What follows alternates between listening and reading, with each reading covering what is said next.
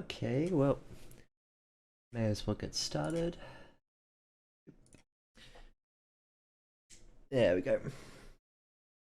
Very good. Now you can see me, and my face has got a nice unearthly glow to it. Just like Mr. Burns when he steps out of the forest in that very old episode of The Simpsons. Good, now I can hear myself. Alrighty, welcome to another stream of Lyrebird edits. Excuse the little halo of light up there, maybe I can fix that. But yeah, welcome to another stream.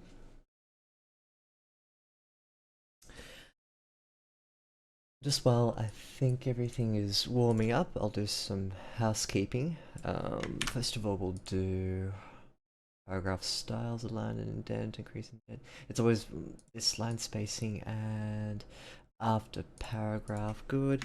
Going in, I think doesn't look like anything else needs to change. For some reason it looks a little different.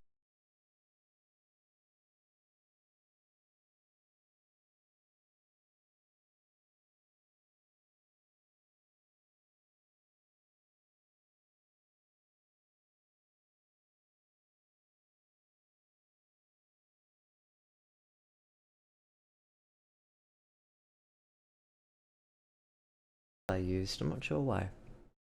Who knows?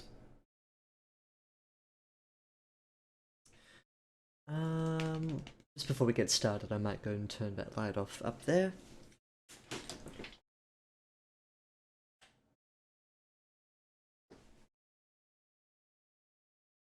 Alrighty, so, yeah.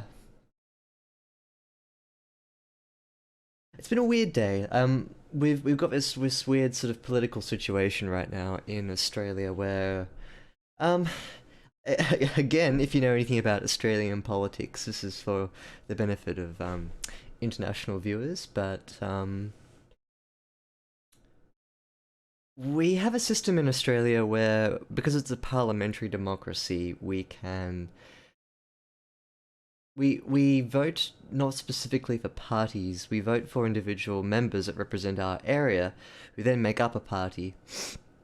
There's nothing that stops a prime minister from being shuffled out, even though it's kind of implicit that if you vote for a political party, the leader of that party, even if you don't vote for them directly, you're voting for the party because the leader's in there and you like the leader. So we've gotten rid of our leader. Like, well, not technically, it's gonna happen tomorrow, but he's gone. And this would mark the fifth time it's happened in the past. Oh god, I don't know anymore. It was interesting once, and then funny, and it was funny again today. But I just feel bad about it now. Like, hey, Yellow Saika, hi, how you doing? Welcome back to the stream. If you've heard about what happened in Australia today, I don't think we have a functioning government anymore. The last time our leader was rolled by their political party, it was Malcolm Turnbull, who's the current leader right now, who's been kicked out. He kicked out another one of his party members with factional backing. Now, while there's nothing strictly to stop political parties from doing that, it's not a great look, and never before has it been more destructive. So it's kind of weighing me down a bit. I feel bad for just everything about it, especially because it's ripping the political party that's currently in power. It's ripping them apart. See, before when this happened, it was all interesting in that there was a very clear sense of where they might be going with a new leader, but now it's just, I don't know.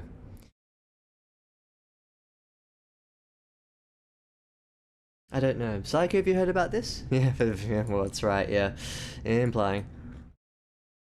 I don't know who be Beehole Pooch? I don't know even how to pronounce it, I'm sorry. The joke is that we're waiting for Harold Holt to come out of the water. out of his watery grave and ascend and lead our country back into good times. Harold Holt was a prime minister who went for a swim one day and never returned, and he's the only sitting prime minister to have died in office. So yeah. Hello, insert witty name. Hello. Yes, the Harold Holt thing is part and parcel with good Australian humour. We love our Harold Holt. Maybe he'll challenge for the leadership, I don't know. Oh, there you go, Real Psycho. I wasn't aware of that. That's a little bit of history that I just had no familiarity with. Hmm. He got taken in by a Russian submarine. That's one of the conspiracies. My conspiracy theory about Harold Holt is Harold Holt disappeared, and then the year after he vanished, Barney, the big purple dinosaur, first aired on American television. Now, I'm not saying they're the same person, okay? Barney, Harold Holt. Have you ever seen them in the same room at the same time? No. Just think on that, okay? Just think on it.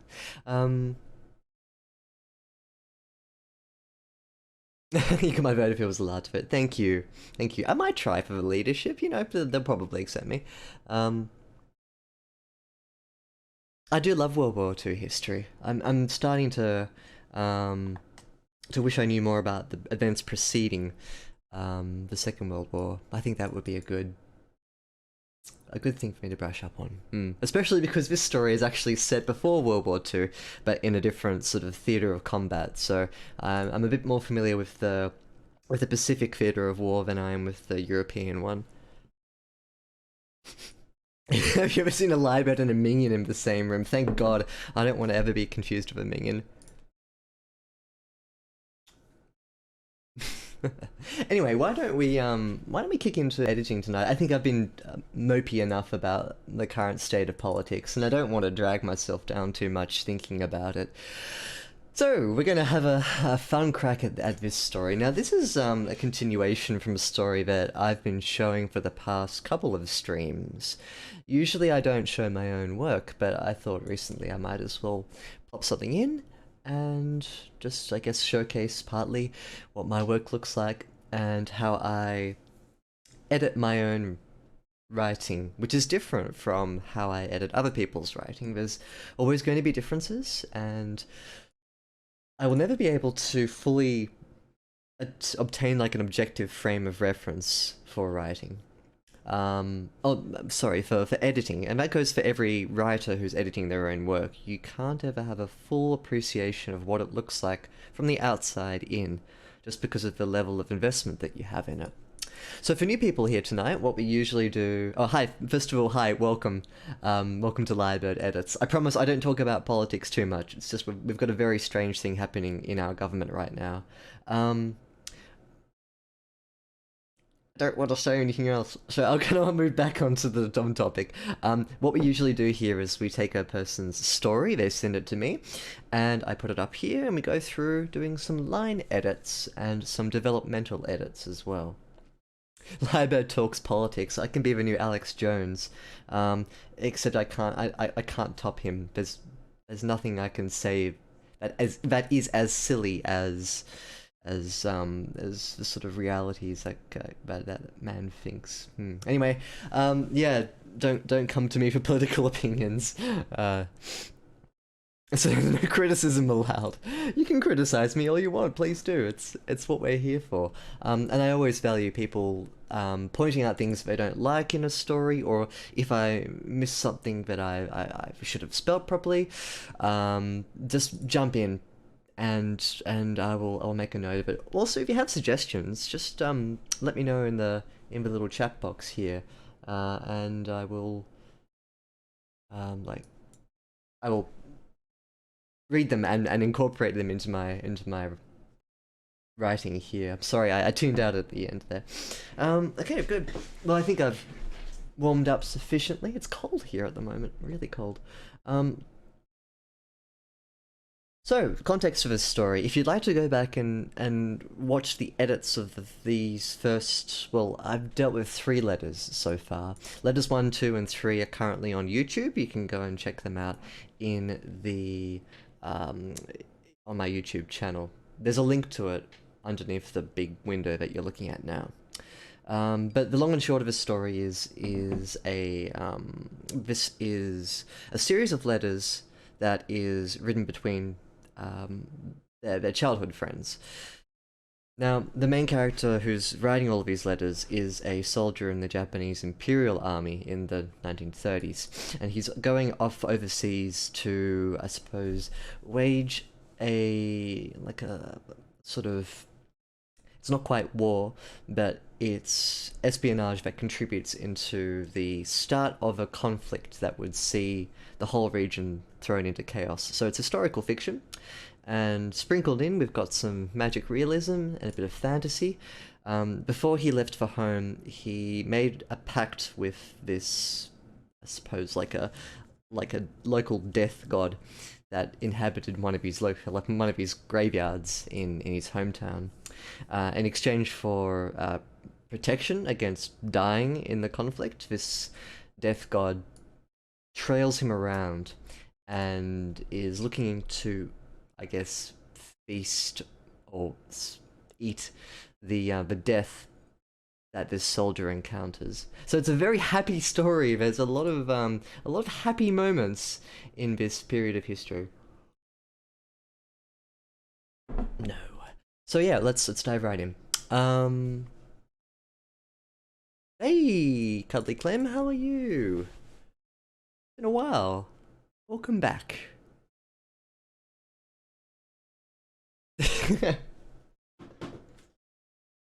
Good, caught us at a good time.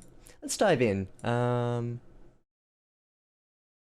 it's a bit like that. Some of my story ideas tend to bleed together a little bit, but hopefully they're distinct enough so that it doesn't tread over the same sort of territory.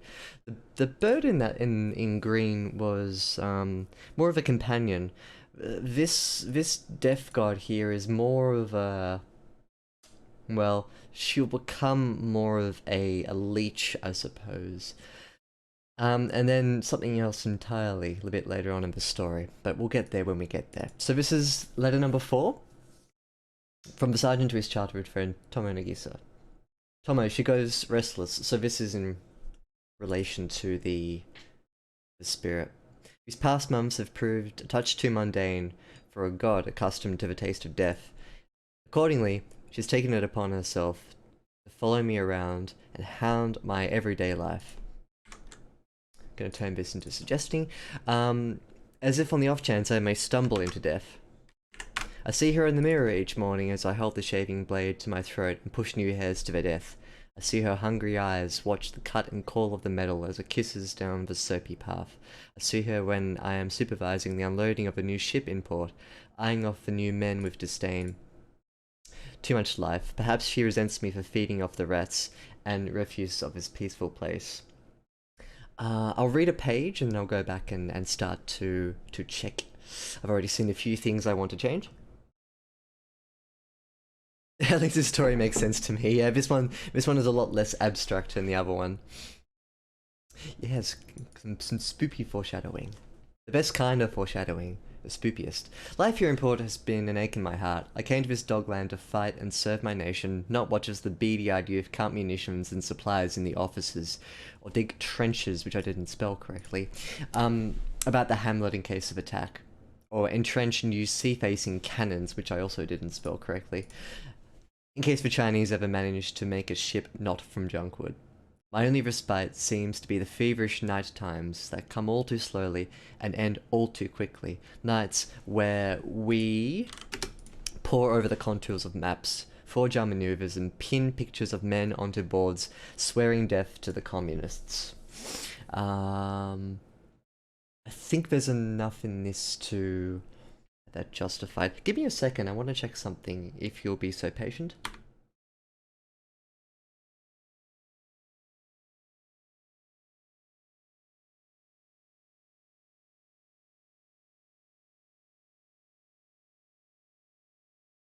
Just wanted to bring up the last letter that I worked with, which ended in, um,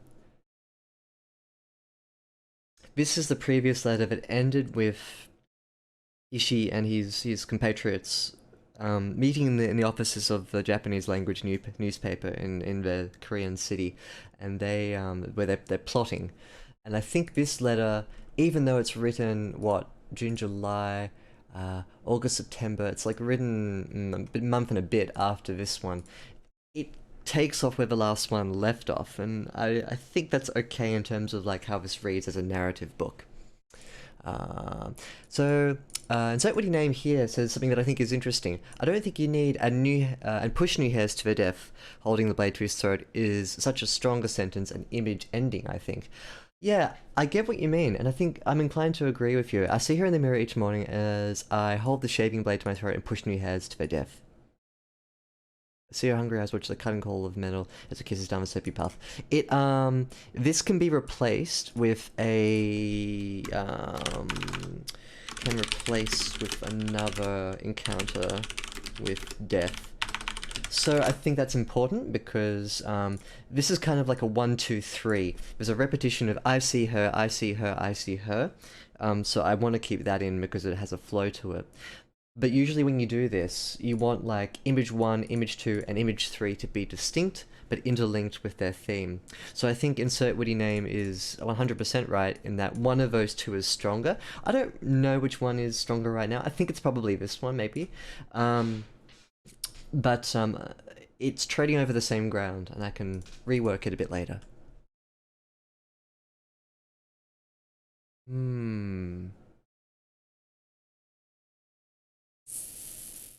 Yes, good, good, good.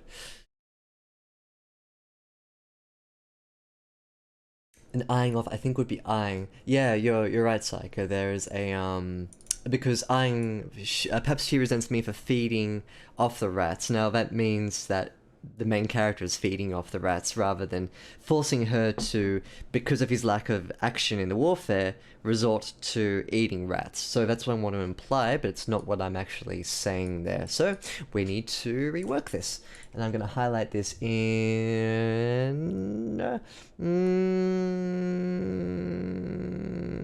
you.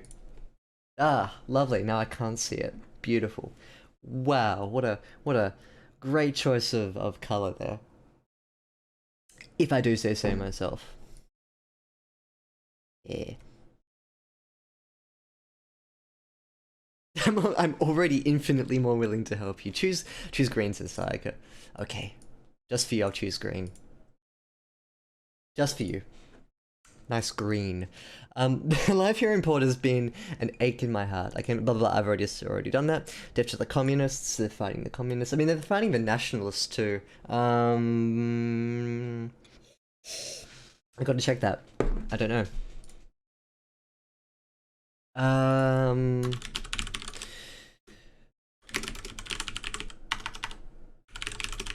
Manchuria was a stronghold for... Double check which... yeah, so there are two main factions in China at this time who are fighting each other. One's the nationalists and the other are the communists. It's probably more likely to be the communists, and I think the nationalists had their footing a bit further south. But I gotta double check that, because it's important to get the facts right. When you're writing stories about deaf gods who can deliver letters across seas in the blink of an eye, it's important to get your facts straight, right? Because you can't have that reality undone. Recently a colonel joined us. He sauntered in one evening into our little hideaway in the Keijo press offices. His beastly form carved up the darkness like a shark sniffing blood through the ranks of us eager men. Sniffing, smelling, whatever. Maybe smelling is better. In the low light of that room, thugged up with cigarette smoke and the low passionate kiss of nighttime plots, maybe it's a bit too purple there. So I'm going to highlight that in orange. To highlight that it's purple prose. He was a terrifying fat pig. Kenji Doihara. Real guy. Remember that name, Toma? Ashitaka, the painter, standing beside me, seemed to be the only nonplussed officer in the room. I think nonplussed is a single word. The particular drawl that I'd become accustomed to over the months. He addressed our superior thus. by refusing to stand, by refusing to bow, by simply taking in his hands his cup of coffee and brandy, and, after a protracted sip, never breaking eye contact with the Colonel, proceeded to say, "How many lives does Tokyo want us to take?" The Colonel threw back some implacable look of stone, no movement, not even a blink or a sniff. A little silence overcame us then, as we awaited the response.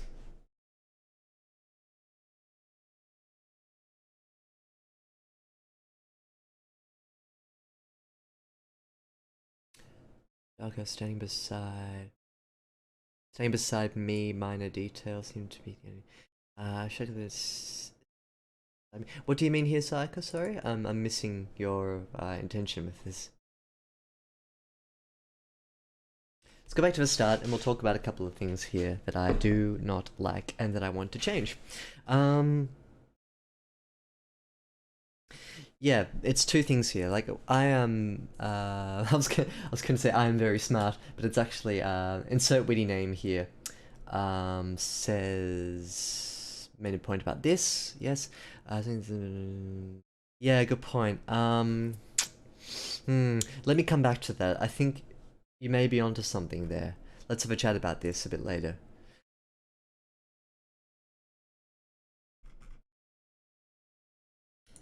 Figure is restless. These past months have proved a touch too mundane for a god accustomed to the taste of death.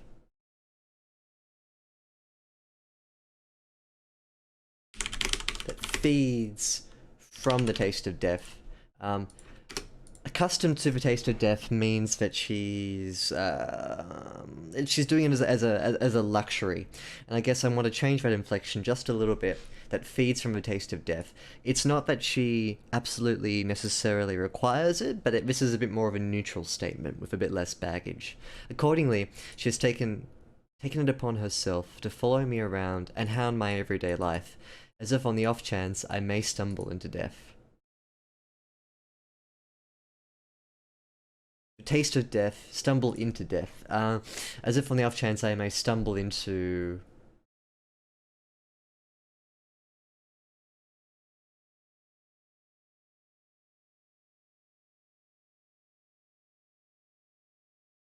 I'm not sure how to rework that, the death and the deaf, so yeah, I could put in a synonym, but that doesn't solve the problem. The problem is that it ends, those two sentences end in the same way.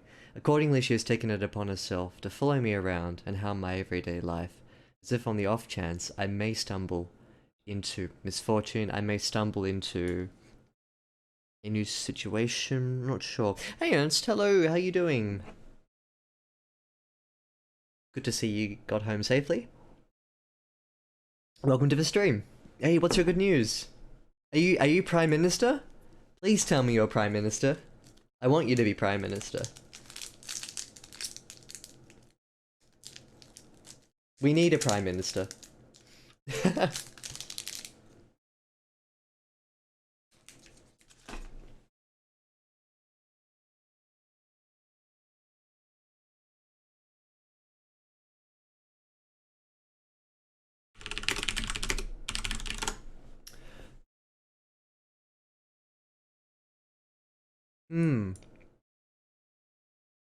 I think follow me around in a hound is maybe me trying to be a little bit too clever.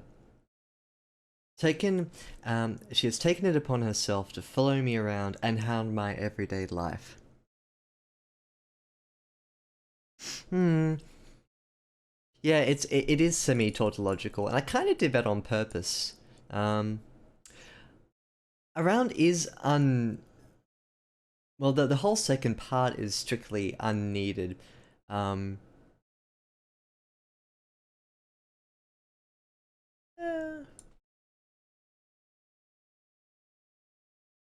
I'm more okay with the tautology, maybe because it's a letter.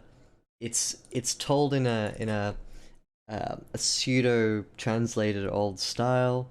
Like nobody now should speak like this, even in letters. But maybe it has like a bit of old world charm to it, or a thickness that we don't have in our writing right now. I'm not sure if I can use that as a justification, but maybe I can use it as occasionally it may make more sense to have these sorts of things sprinkled throughout the writing, but I can't use that as a lazy excuse though. Let's put a pin in that. I'm sort of on board with you. Maybe in a subsequent edit, I'll take a knife to it. Hey, fantastic, Ernst. Fantastic. You have my full support. Until you don't, I'm gonna knife you in the back tomorrow. I will, you'll be acting PM, and I'll get my factional buddies together, and we will oust you. But don't worry, I'll support you now. Money, send money, Zach. No, don't send me. Yeah, I agree. It depends on voice, doesn't it? I think that's an important consideration. I don't think a vanilla third-person objective narrator can get away with this. I think it's kind of limited to a first-person voice style of narration. It's horses for courses, isn't it? By the way, insert witty name. Are you on my Discord? I don't know if you are. If you have a Discord and you'd like to jump in and say hello and have a chat, the link is below the current window that you're viewing in. So just scroll down, click on Discord, and yeah, say hiya. Free indirect discourse.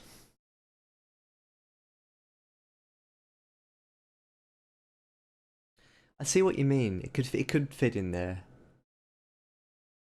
It's particular though, isn't it? Like, it's not something that you want to lay on too thickly within the whole narrative. Accordingly, she's taken it upon herself to follow me around and harm my everyday life, as if on the off chance I may stumble into death.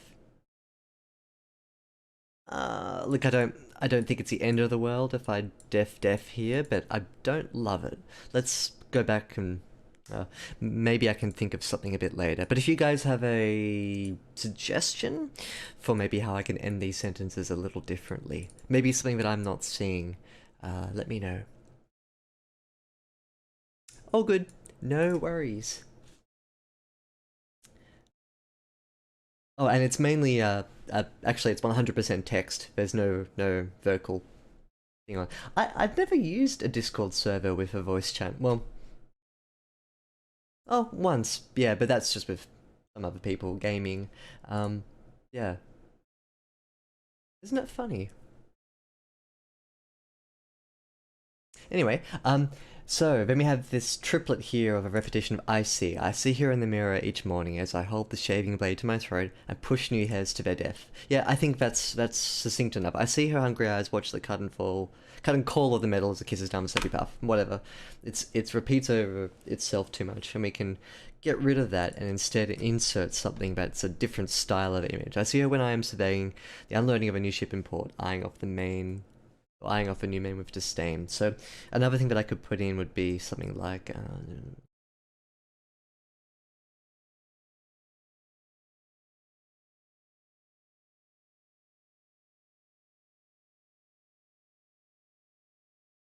one of them is watching people come in, the other is something that he's doing personally.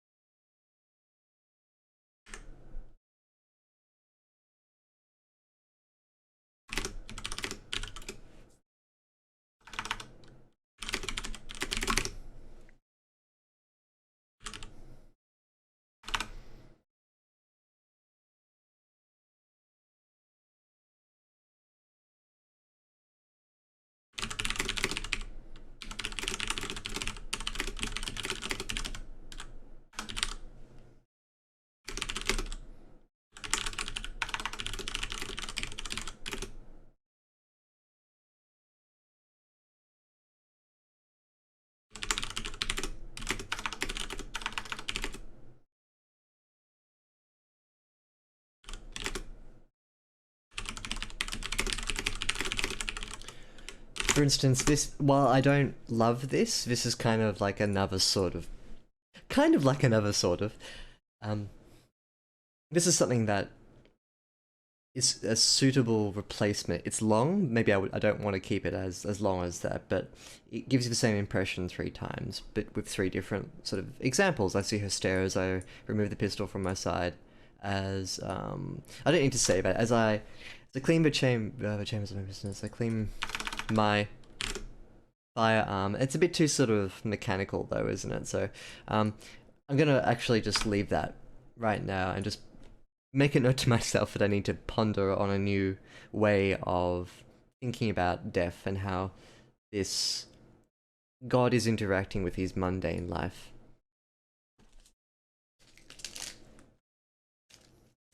It's one of those things that'll just come eventually.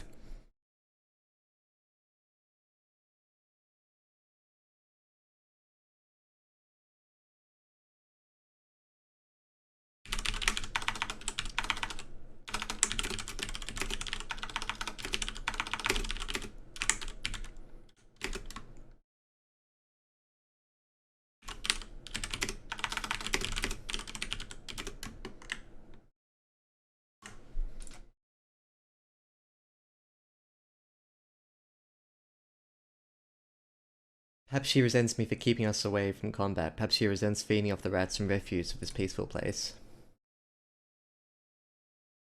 It's a bit more declarative, and I think splitting that in half with the two lots of perhapses, maybe that's stronger than what it was before. I'm not wedded to that idea, but maybe it serves as a stronger presentation of the idea that I had originally. Hey TA Full, welcome back. Hmm, um, I guess that's kind of like a glass half full, glass half empty situation. You can see the stubble as new or old, and I guess, I mean, depending on how you look at it, that's kind of philosophical.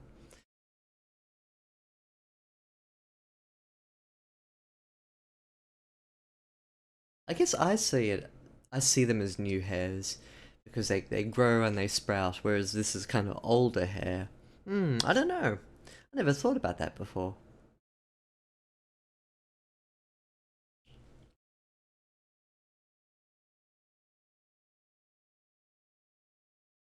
Hmm.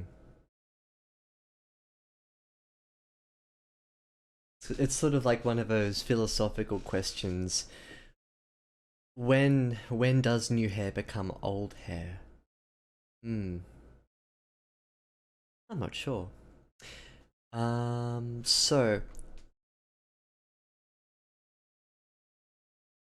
I think there's enough here to make me think about the strengths and weaknesses of what this paragraph is trying to achieve. I think on the whole, I've kind of massaged it into a shape that I like, um, but it needs work because I need to fill in a gap there, and on subsequent edits, I need to, in reading it back to myself, make sure that it still has that same level of effectiveness as it does right now, or at least what I think it has. Life here in port has been an ache in my side. I came to this dogland to fight and serve my nation, not watch as the beady-eyed youth count munitions and supplies in the offices, or dig trenches around the hamlet in case of attack, or entrench new sea-facing cannons in case the Chinese ever manage to make a ship not from junk wood. Woo! Big one. Now, what I can actually do is it's a more of a modern thing to do this, is to do full stops and to run your sentences together with conjunctions, but in the purview of a letter, I think this is kind of like the absolute max um the absolute max of what I consider a sentence to be, maybe. How did I become an editor? Um, Also, thank you for the compliment. Thank you. Um, how did I become an editor? I guess I decided that after having written so much of my own work and going back through and reading things and just polishing up my own stories, I sort of thought like I would want to give it a crack. of taking other people's work and just seeing what I could do with it. So, um, I guess I became an editor when I decided to. But I had a lot of experience with writing before then as well. You don't necessarily need to be a great writer to be a good editor, or vice versa, but I think it helps if you have an appreciation of both. Maybe just in the level of empathy that you display to intention and execution, if that makes sense. But yeah, it's fun. And I always enjoy editing other people's works too. The continuity between that and keeping us away from the combat. I don't know about that previous plot point though. Interesting. Continuity between that and keeping us away from combat. Ah, I see what you mean.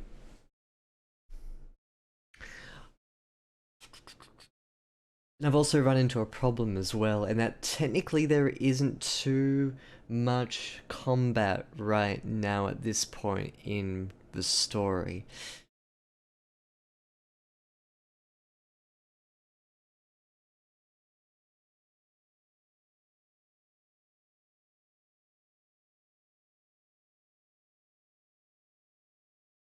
So maybe she wouldn't resent Ishi, perhaps she would resent...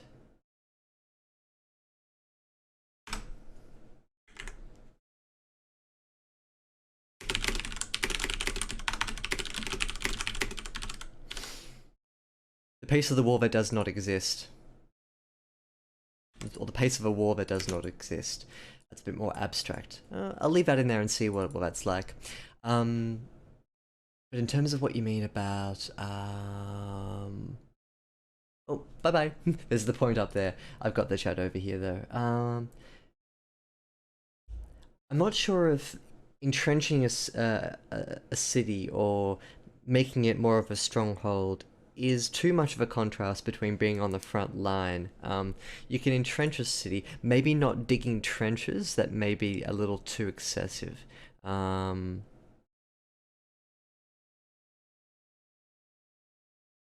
So I might just get rid of it.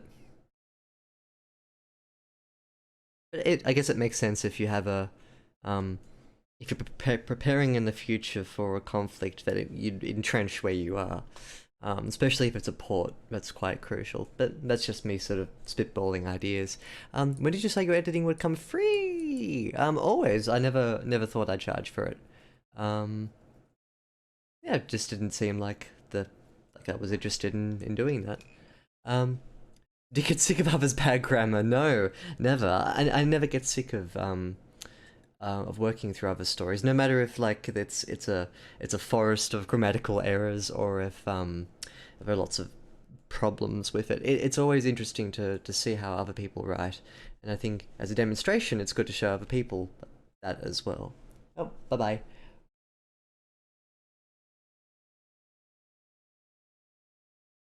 T8 says, I think I need to become an editor. Reading the stories on Royal Road gets to me. Ah, that's like a new flavor of Wattpad, isn't it? What's Royal Road like? I've never really been on there. Dog lad? That doesn't sound so bad. I agree with you. You can just change that one sentence though. Resent him not being part of the conflict. I like that though. Let's see if that would work better.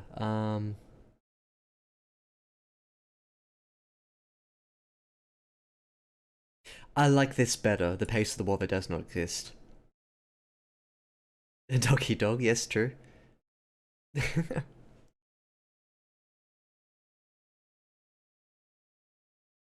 Let's have the story. So, he's met the demon in his home city. That's letter 1. Letter 2 is a short letter back to his wife. Letter 3 is an introduction to two characters that are going to be repeating throughout the whole story. They're co-conspirators. And the letter is divided into two halves. The first half deals with character 1, second half character 2. More or less, one is a painter and the other one is a sort of pervert sex fiend. Although that's not particularly fair on him. He's just, I guess, like a typical war-hungry soldier. So, yes. Hmm. Letter 4 is...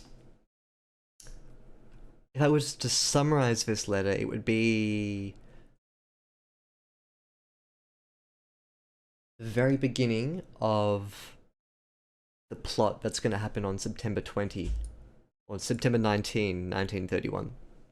September 19. And if you want spoilers, you can go to Wikipedia and type in that date. Cool. No worries. Insert witty name.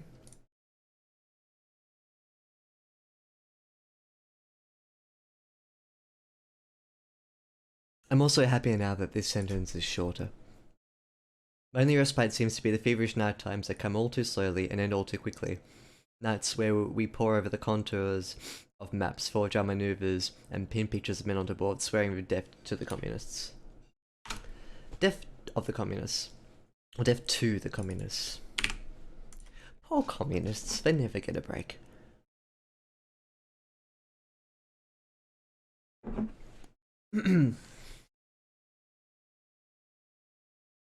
This could be a comma, but as I was saying before, it's a bit more of a modern-ism to do that.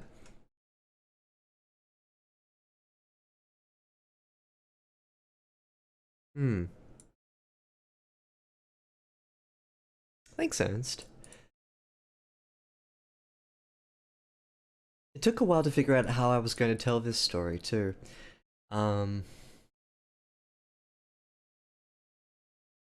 It's called, well, it's called a different title now, but I've always in my head called it Ningen, which is Japanese for human. But if you break it up, it's you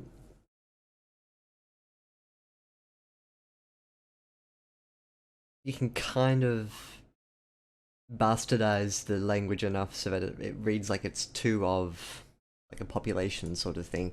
At least in my head, that's what I was thinking of. Originally, it was going to be about these two people who were um,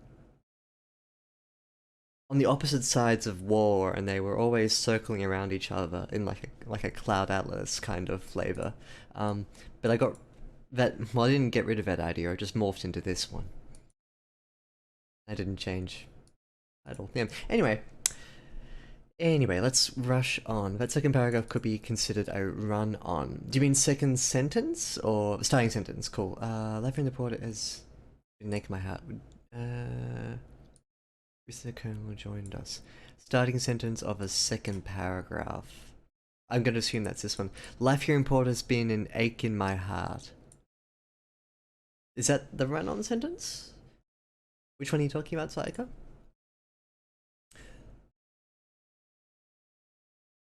Second sentence. I came to this dogland to fight and serve my nation, not watch as the beady-eyed youth count munitions and supplies in the offices, or entrenched new sea-facing.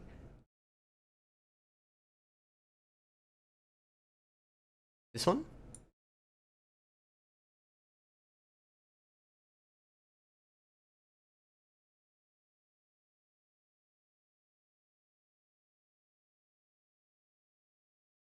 Run-on sentence. I came to this one. It's a thick sentence. I don't think it's run-on though, because it's got I came to do this, not this, or this. So it's if it's a run-on sentence, would be full stop or entrench. That's a run-on sentence, but because it's all linked together with a whoops. Death to the communists. In the offices, comma or entrench. I think it's okay. It's still pretty thick though. And I get a sort of feeling that the author is some spills of it. Nice. I think third person is difficult to do. Well, I mean, it's all difficult to do. There's no one silver bullet narration that's the easiest to do, but yeah, it's interesting that you have an impression from it. I'll let you know, Sayaka, okay? Regarding sharing it. Um, hmm. Um, I think a name dash would be suitable too. It's one of those funny things where it's all up to how the grammar makes it feel. Hmm. Hmm. Hmm.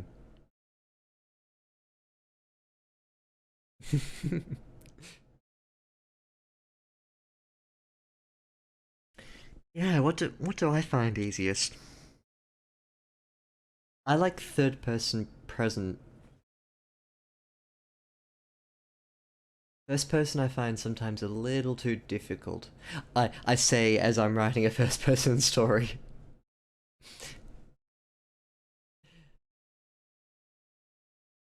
Recently a colonel joined us. He sauntered in one evening into our little hideaway in the KJO press offices. He sauntered in one evening into our little hideaway.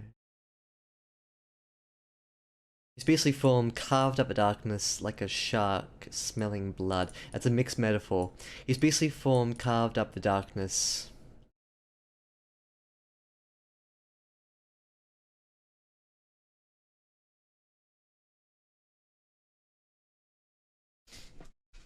It is a mixed metaphor. I can't have both of those side by side.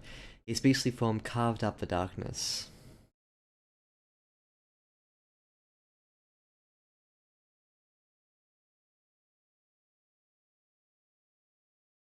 I've also called him a pig a bit later on too, so I might want to keep the shark metaphor going in a slightly different way. Uh, hmm. Yeah, I know what you mean. It's about that level of, I know what's gonna happen.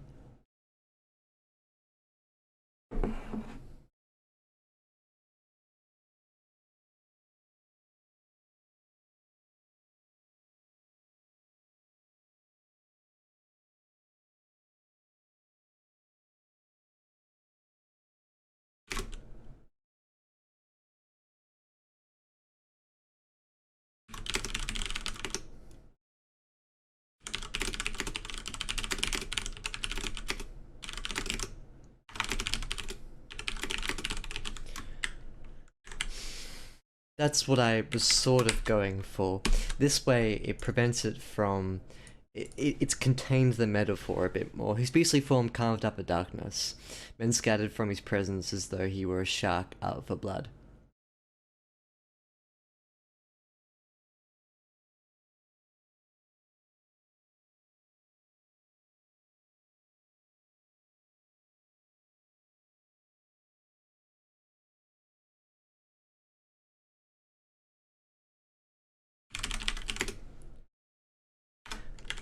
Could get rid of hideaway and put shadowy, and that way shadowy and darkness make sense together. Below that, I mean, I really hone it home. In the low light of that room, fogged up with cigarette smoke and blah blah blah. This works for a letter, but I don't like it. Hmm. Everything's to my character's good. Yeah, I always like that. I like when the narrator steps into the story. Um, it's always fun when that happens.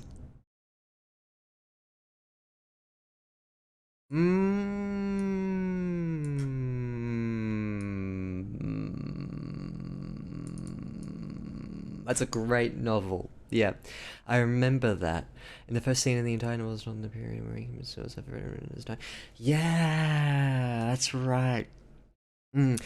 If you haven't read Cloud Street by Tim Winton, it's one of I think it's one of the best books anyone from my country has ever written. It's just yeah, it's astoundingly good. It's a really good book. Mm.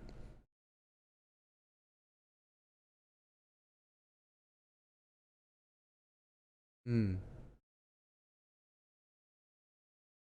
Angst authors? Hmm.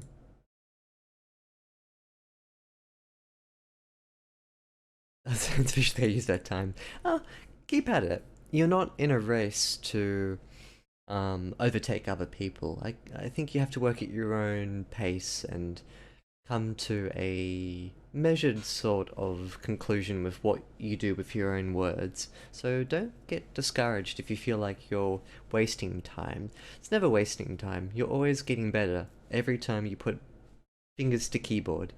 So yeah, keep at it. Ah, well, that would be a wasted time then. Ah, the book thief. Yes, yes. Yeah, both of those are good. Yeah, that's right. Death is the narrator of Book Thief. Um, and he sees death as colors. Um, hmm. I don't think my death god can quite match the god of the Book Thief, but we'll see. Smash your keyboard 24/7, you'll become better. Ah, I see what you mean.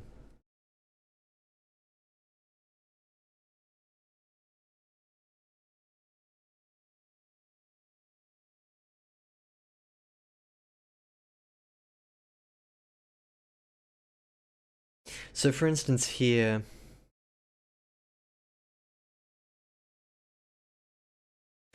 this can be replaced because it's all redundant information with something like um,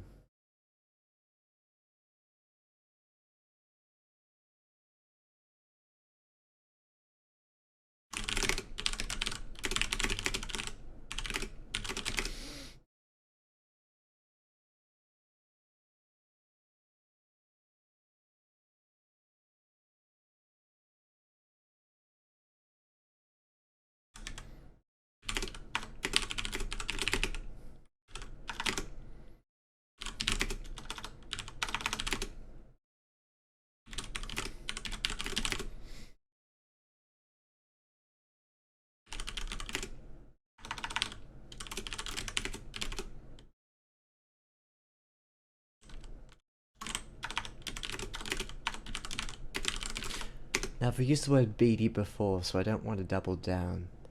Um,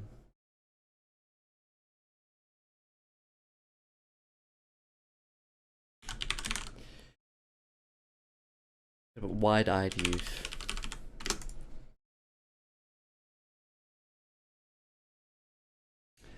Measure saw distracted, the man came right up to our grand card table and peered down at us all. Dark beady eyes.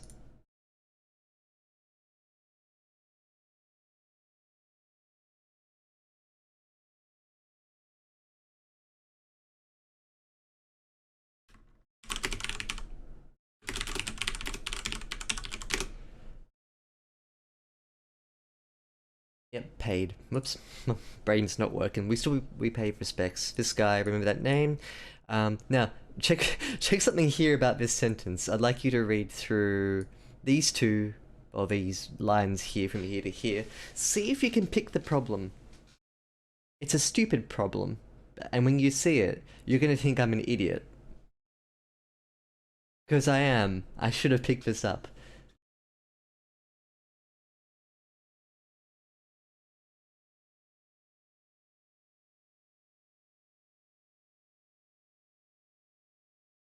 Hey, Mookie MC, hello. Welcome to the stream. Welcome. Thank you for enjoying the sounds of my soothing keyboard. I think it's why some people come for the stream, it's just to listen to the keyboard. No shame. The keyboard sounds good.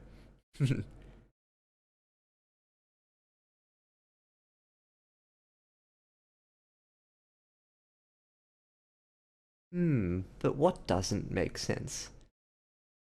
Anyone else? Quickly, come on, come on. Let's make this a game. I haven't got anything to offer you as reward. What's wrong with these two sentences? The end of this paragraph is a comma avenue. Is comma avenue.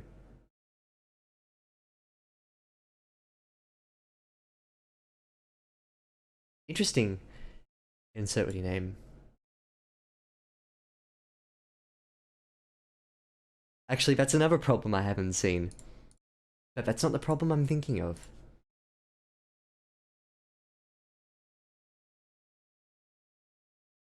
Too many names next to each other? Don't think there are too many. Not quite. I think I'll spoil it. Remember that name, Tomo? Ashitaka, the painter, standing beside me, seemed to be the only nonplussed officer in the room. With a particular drawl that I'd become accustomed to over the months, he addressed our superior thus. Actually, sorry, I didn't highlight the part that was crucial to that whole thing. This. Here. Do you see it now? Do you see the problem?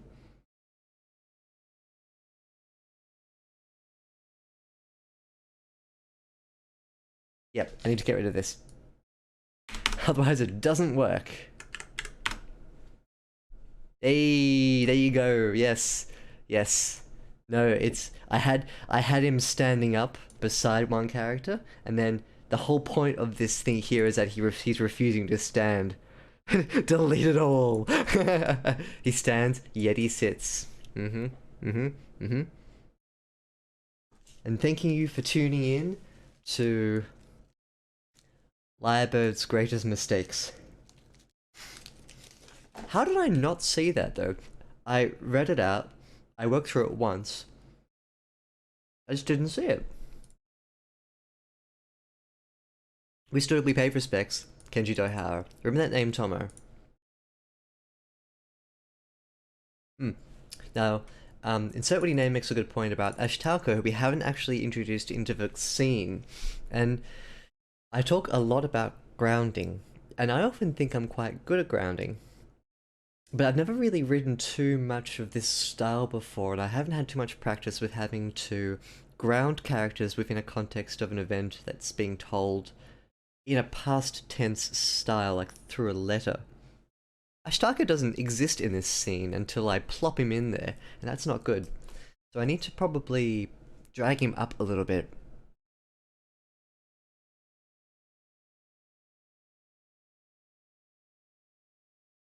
For instance, I could,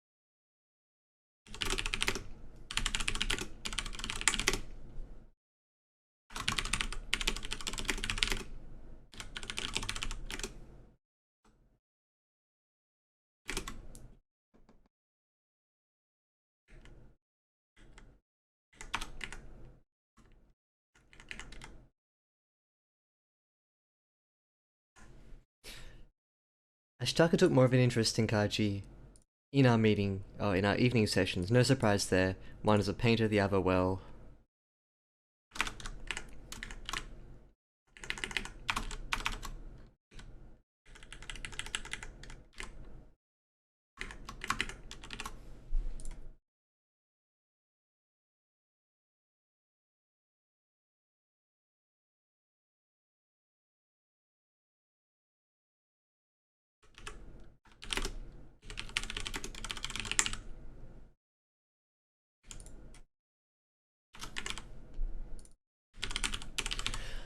This provides some sort of context that Ashitaka is probably going to be there along with Kaiji. Now, I haven't painted too much of a strong picture regarding where they are in the room, what they're doing, if they're lying back or and kicking against some sort of wall, or if they're distracted. I can look at how that works a bit later with another round of editing. Maybe it's a bit thin right now, and I can work a bit more in later. I'm not sure. We'll see. Story's my autobiography. We have demons that follow Lyre.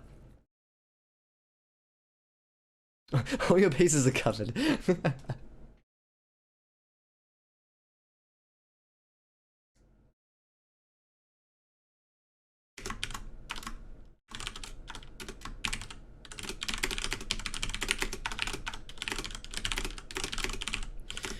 Subordination? With a particular draw that I've become accustomed to over the months. As she addressed her supervisor thus, by refusing to stand. Now, it's probably worthwhile having a colon there. By refusing to bow, by simply taking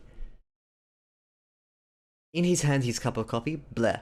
By simply taking his cup of coffee and brandy, and, after a protracted sip, never breaking eye contact with the colonel, proceeded to say, "This, it's long, it's thick, and it's runny. Does it work? By refusing to stand, by refusing to bow, by simply taking his his cup of coffee and brandy, and, after a protracted sip, never breaking eye contact with the colonel, proceeded to say, how many lives does Tokyo want us to take?"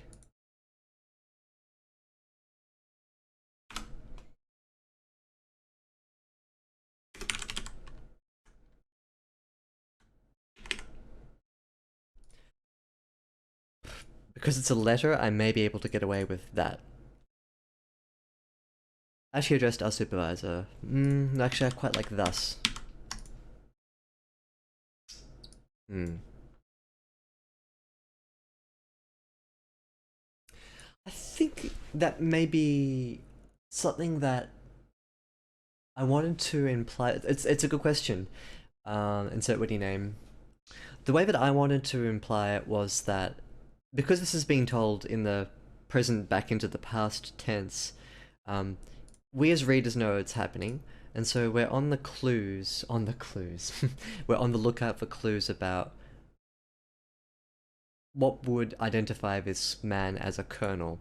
He sauntered in one evening into our shadowily hideaway in the Keijo press offices, his beastly form carved up the darkness. Men scattered from his presence as though he were a shark out for blood. Actually, I heard him before I saw him. If Medals could sing, blah blah blah, I don't know.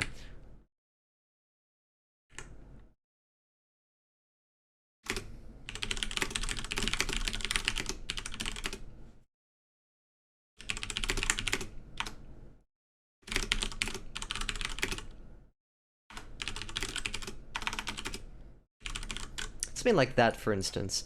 Like, you don't need to include this. I think that's actually a bit too much, but I'll see if it sticks. Actually, I heard him before I saw him. A little clanking chatter of metals making song as they drummed upon his chest. Made song. I don't know if I like that or not. With the measured sword astride, the man came right up to our grand card table and peered down at us all. Dark, beady eyes. We still be paid respects. So if this doesn't... like, it should just be inside their heads that this is something... this is someone that you need to pay respects to. So I guess that's kind of implied there. Comic Colonel and Comic Sans.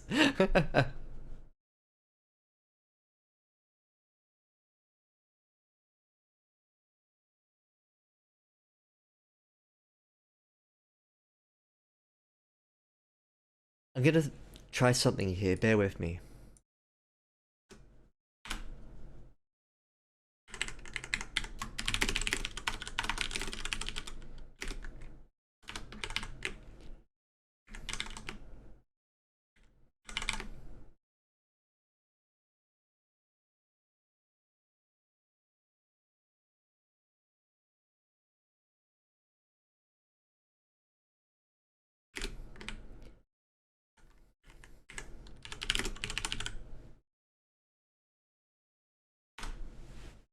With a particular drawl that I'd become accustomed to over the months, as she addressed our superior thus, how many lives does Tokyo want us to take?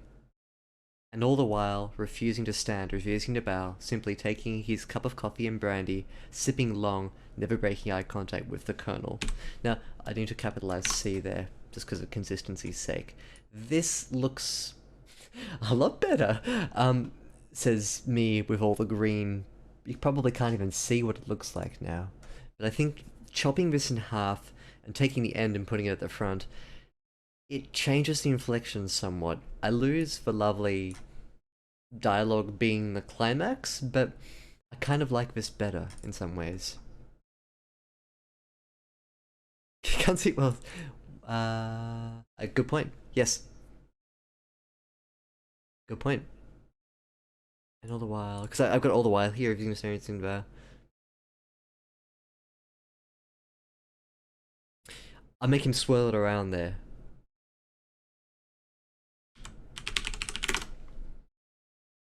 Yep. Good. Yeah. Thanks for dropping in. Thank you for your good suggestions too. I feel like you've got a good eye for what I can improve on and what needs to change. Yeah, thank you for your good suggestions. Hope to see you back. Feel free to join Discord if you like, and you can chat with us during stream downtime. But yeah, thanks for joining. We'll catch you again soon. Insert witty name. I'll have to think of a witty name for you. Whitney Houston. It's got wit in the title, I guess.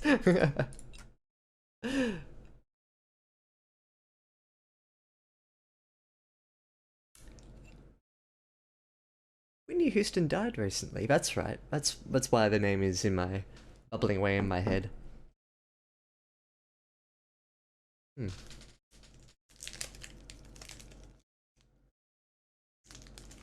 What mug is that? No Ningen mug. I'm sorry.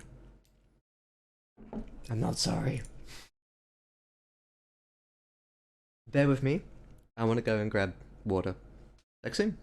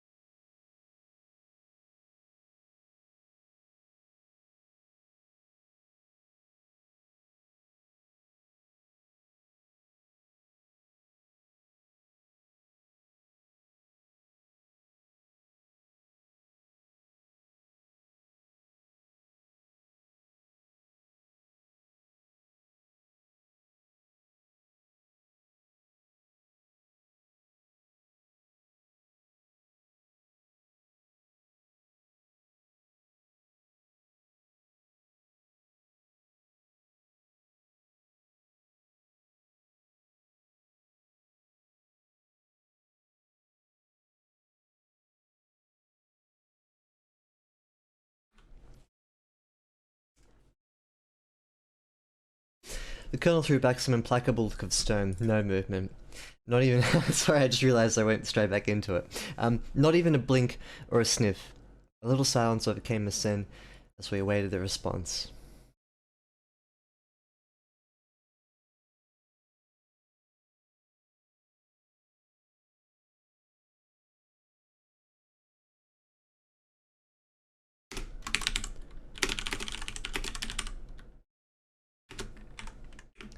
Using your particular skills?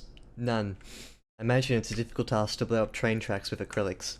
Watercolors, actually, but Ashitaka didn't put up the fight. Just want to check that, actually. What was he painting with?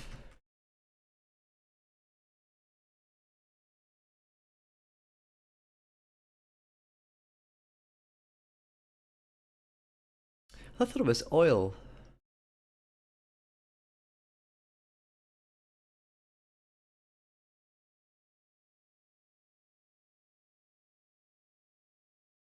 I'll double check that a bit later. I had that idea before. But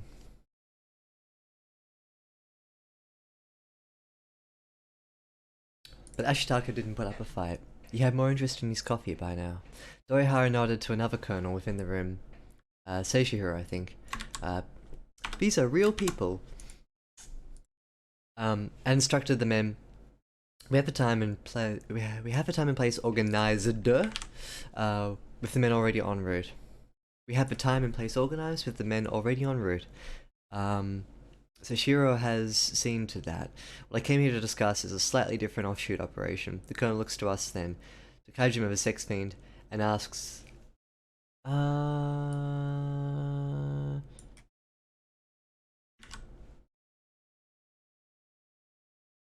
me just check something. Am I consistently getting his name wrong?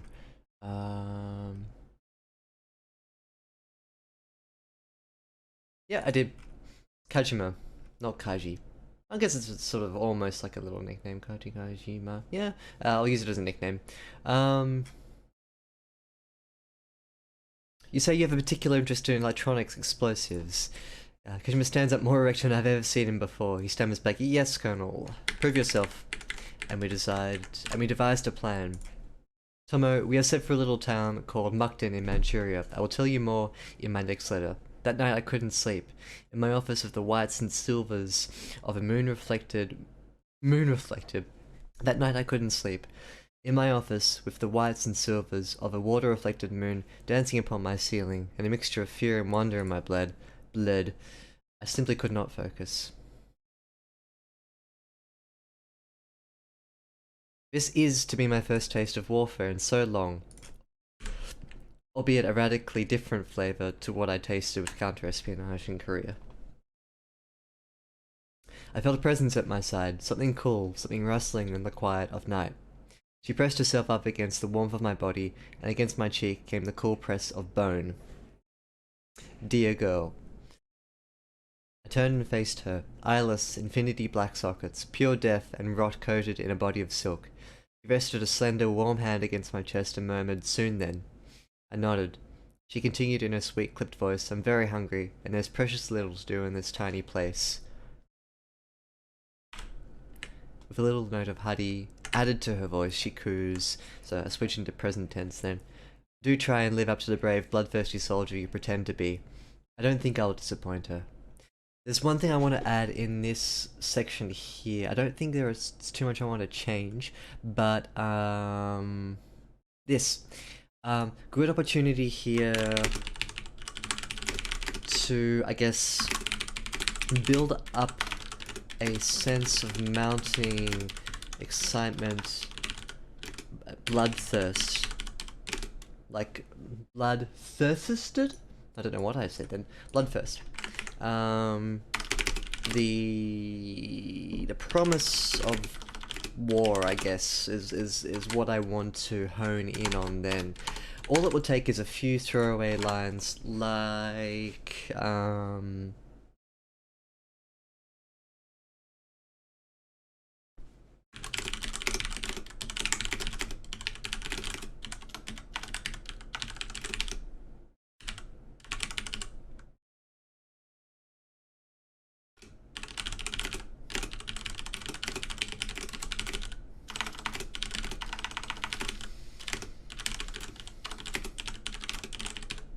my heart beats strong and sour, the vacuum of anxiety opening up inside my belly. Into that chasm, my future fell. I'm gonna put that in, why not? Like, something like that, for instance. Like, I need to have a bit more of it that mounts in and is then, like, cut in with the fact that she is, like, the dear god appears and she slithers into bed with him and basically says, "Hey, I can't wait for you to start killing people because I am hungry."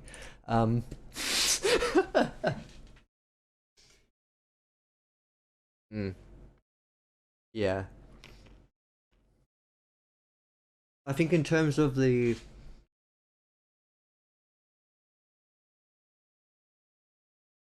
Don't worry. What I'm worried about is whether or not this is a boring letter. It's more like a sort of administrative letter. It feels as though I'm bridging the gap between two different events. The question is there enough here to make this a uniquely interesting event? What do we learn about Ashitaka or Kajima or Ishii, the main character? What do we learn about their situation? What do we learn about what's going on around them? What do we learn about the dear god? So there's a question that's hanging over all of this brief um, 934 words. I can't cram too much in here, and nor should I, but what I need to focus on is whether or not there's enough within this chunk here to justify its existence beyond, hey, I'm about to do something really cool in the next chapter, but you have to bear with me before then because I need to explain what the hell it is I'm doing. And that's okay if it's short, but it's no excuse for me having a somewhat lackluster story. Now, what I want to go through and check next time is what is why is this letter here? Well, what in this letter adds to the characters?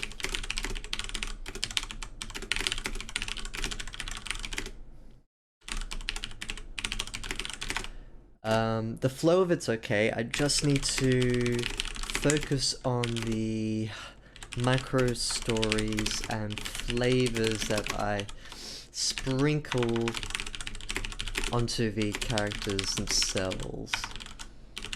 In a short space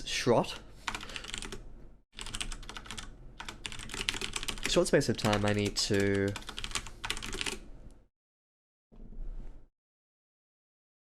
provide impressions in character-full detail. Yeah, just to make it more interesting. Otherwise, it reads too much like an administrative letter. Okay, let me pull up chapter letter number 5, and I think that's the last one I'll be doing. Over stream at least. Which reminds me, I need a story for Sunday. Have you got something for me to edit? Gimme. Is what I will say. Yep, but I need another story to edit.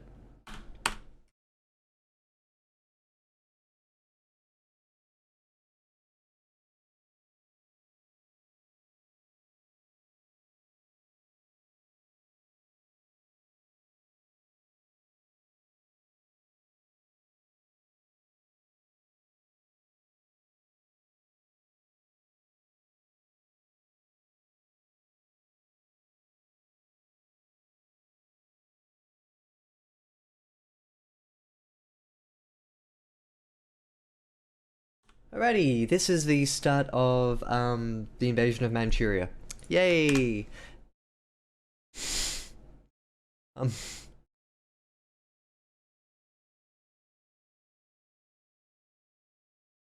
it's an unusual event. Japan has a at least at this point in their history, they were very big on very targeted events. So this was called the Mukden incident, and it happened in Mukden, in Manchuria. And the actual event itself is really interesting.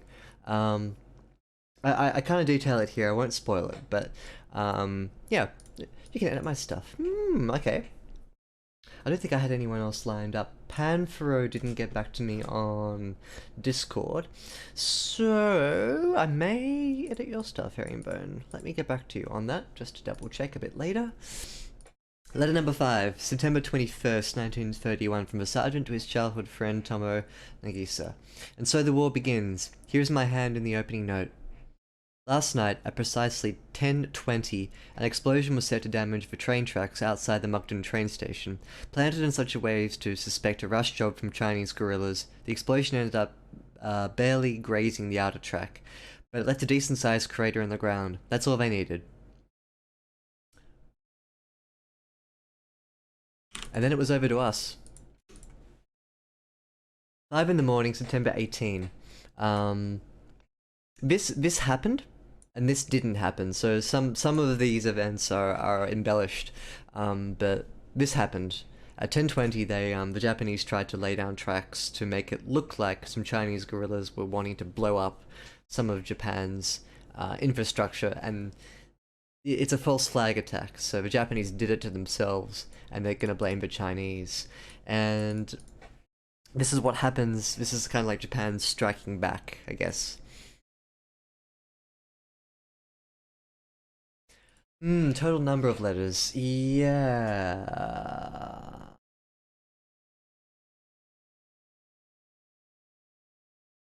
Yes, here it is. Um,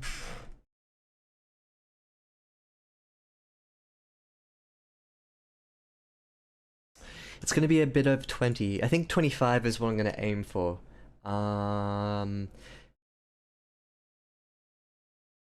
Eventually, there may not be letters, and there may be something else coming in its place. The end of a story is going to be interesting. We'll see how it comes along, but I think about 25. And it's going to change a bit too. There will be different kind of inflections here and there. Oh, this is the Word document. Yeah, this is what I wanted to edit.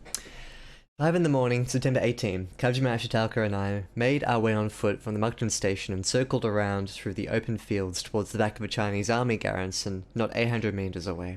I still remember even now the taste of the atmosphere, some thick flavour of smoke, dead grass, brown pre-morning sunshine, the crisp bite of autumn air. We packed light, moved light, and said not a word to each other on our mission until we reached a little outcrop that overlooked the rear of the base.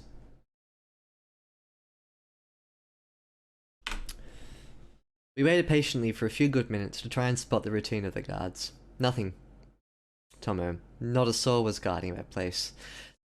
That was a moment where it all hit me, the adrenaline's cutting kick to the teeth as the three of us took our lives into our own hands and careened down that little outcrop. We could die. But the events became clockwork and scripted for us. I felt dissociated as we hit the rear fence and helped Kajima, the explosive expert, unravel a small bale full of copper transit wire. Baleful should be one word.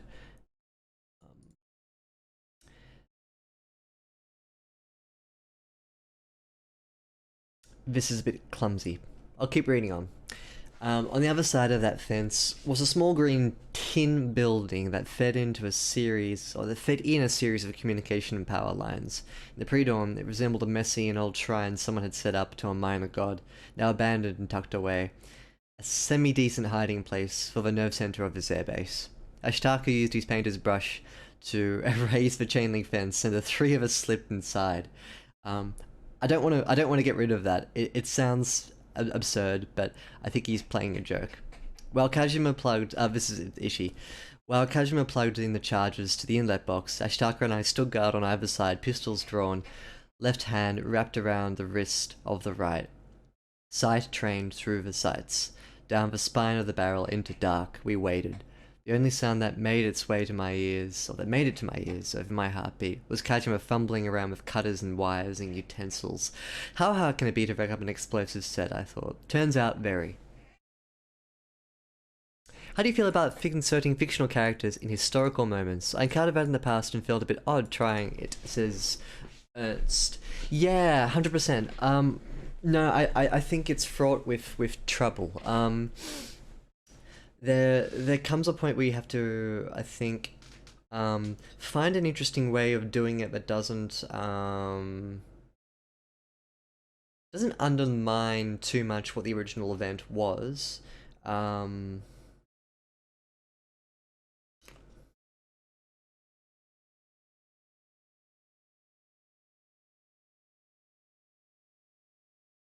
Strangely enough, I find that as a complete opposite to what I was just saying. The more down the line that the event is, in terms of, I was there in the room and this happened and everything was like this, this, I find that the more it's like that, the more realistic it tries to be, the less I like it. Why? Maybe it's because historical fiction for me has never been it's never been particularly my thing. Maybe because of that notion that's sort of niggling away that I don't... Yeah.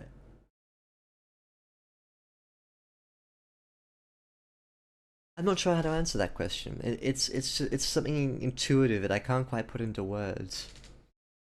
And it's something that I use when I'm writing this as well. If it feels to me like I'm disrespecting the history, or if I'm not presenting it correctly, or if it comes across as... Okay, so like there's a good example of of an event that I'm going to have to write about later on called the Marco Polo Bridge incident in 1937, which is 6 years after this. That was the pretext for Japan declaring total war on China. I don't know if it was total war, but it was the start of a really bad conflict. Ooh, really bad. And that's a very boring event. The Marco Polo Bridge incident is some Japanese people crossed a bridge, they came back later, and they pretended that one of them was missing. So some scouts later um, pretended to go across the bridge again, searching for their missing soldier, and they shot some Chinese guards, and blah blah blah blah blah, war. Like, that's a very boring event. And if you replay it one for one and try and sprinkle in um, like an embellishment, or if you try and make one of these characters do it, you have to be careful that you're not accidentally writing a really boring story, but at the same time that you're not accidentally doing something that doesn't feel like it's honoring history, or um no, I'm contradicting myself, because before I said that I like um stories that don't try and go too much down the middle and be realistic. It's very difficult. I'm not sure if I can ever fully articulate why this feels better than, say, a one-for-one description of what happened. Yeah, I hope I managed to make sense of what I was talking about then. And yeah, that's a good point, actually.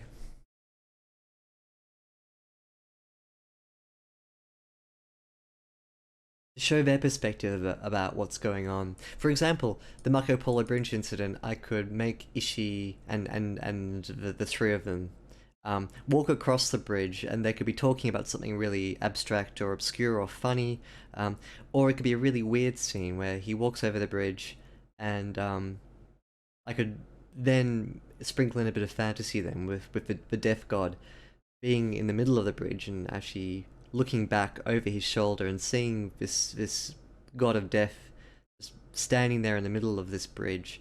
And when he sees her, he knows intuitively that what's about to happen from this event hereafter is going to be horrible and monumental. He can feel it in the air, like something that's sort of vibrating and electric between them. That makes sense for the story, and it makes sense for the event as well. So I'm happy with that now that I just think about it. Yeah, I'm glad. I like how that came out just then. Um, it's, yeah, I guess it's intuitive though.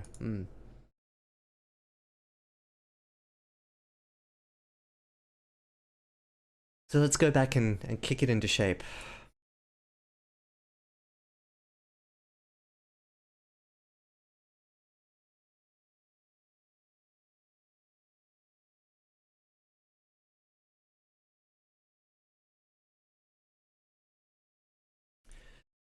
Last night at precisely 10:20, an explosion was said to damage a train tracks outside the Moncton train station.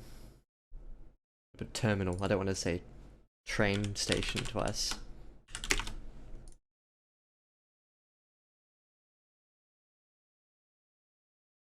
Planted in such a way as to suspect a rush job, as to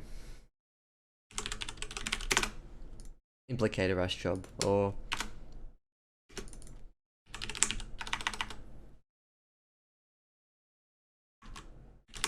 painted in such a way?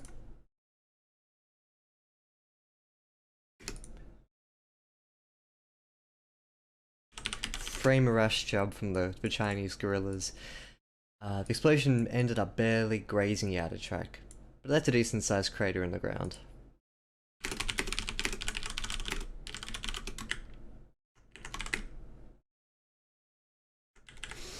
Now, what's his face was responsible for that one?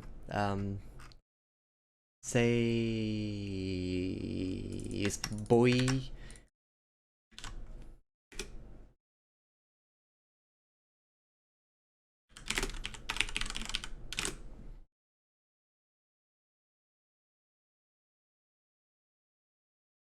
However, in the morning, September 18th, Kazuma Shidaka and they went on foot from the Moncton station and circled around through the open fields towards the back of a Chinese army garrison.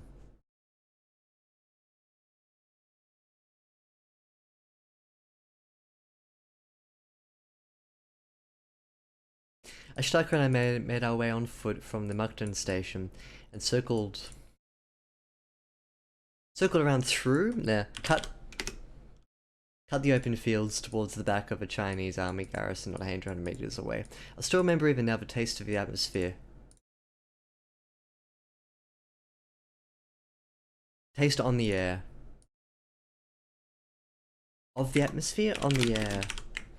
Some flavor of...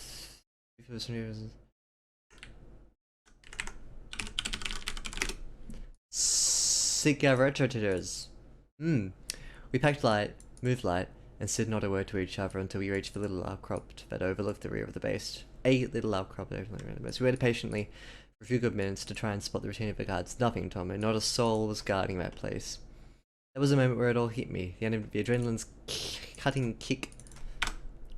adrenaline's kick to the teeth as the three of us took our lives into our own hands and careened down that little outcrop. We could die. But the events became clockwork and scripted. For us. I felt dissociated as we hit the rear fence.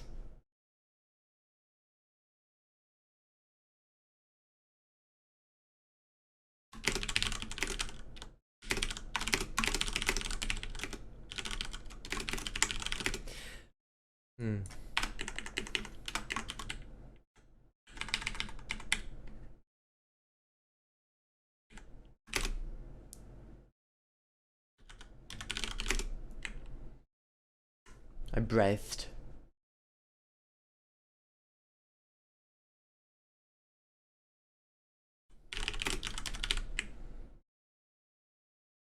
We hit the rear fence, and Hill Kajima, the explosive expert.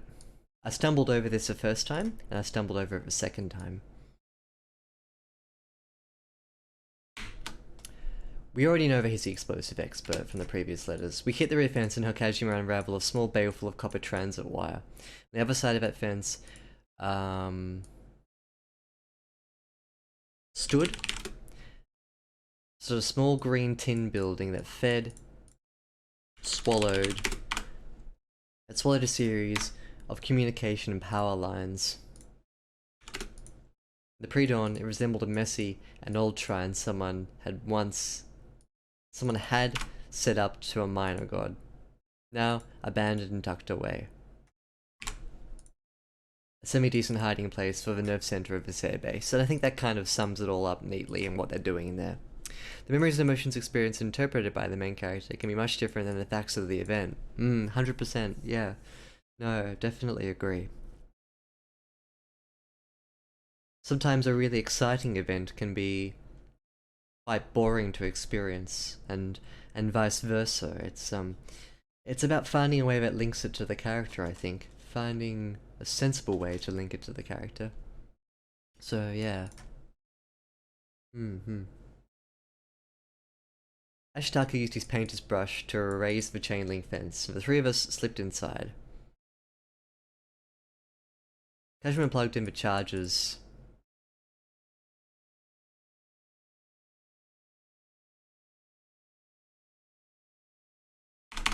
Plugged chargers to the inlet box.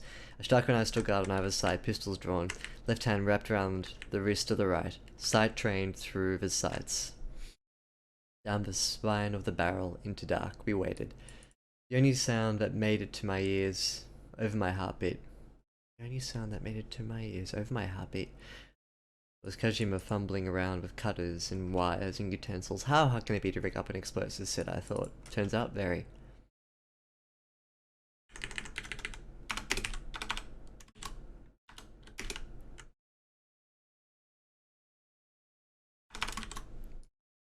I waited. In my mind, I drew a map of what I saw. Someone writes in a letter that they could die during an event, when obviously they didn't because they wrote a letter. Definitely. Yeah. So maybe I should go and change that.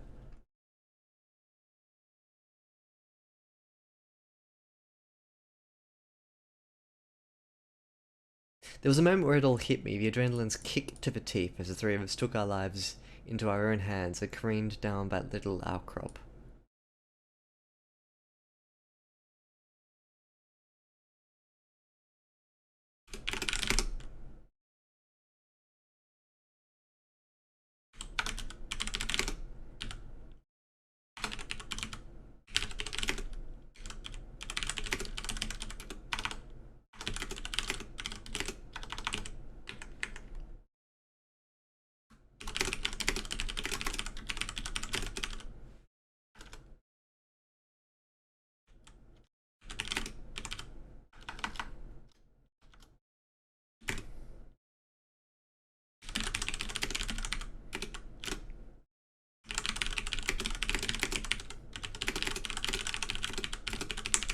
I think this may cover up why he's saying we could die. I agree, Mookie MC. It's like from a letter's point of view, this is kind of like a moot fact. But maybe the fact that he's writing it may be more about his emotional state rather than the stakes, so to speak. Maybe that makes it a bit stronger. In my mind, I drew a map of what I saw, and if you were to ask me what I saw, I could recall every detail. I could make a joke here about him drawing, but I waited in my mind. Sorry, I drew, that should be. I drew a map of what I saw, and if you were to ask me...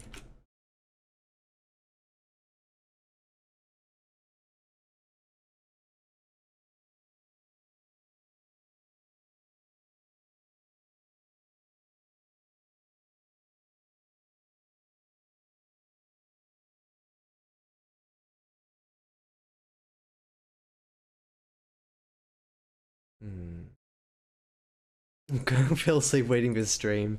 That's alright. Welcome into the stream. Good to see you again, Outrider. Thank you for your comments on chapter 1, or letter 1 by the way, but I haven't actually read through them yet. So I'll go and do that when I have some more time tomorrow. But thank you for taking the time to do that. I don't like this here. I waited in my mind to draw a map of what I saw, and if you ask me what I saw, I can recall every detail. Blur.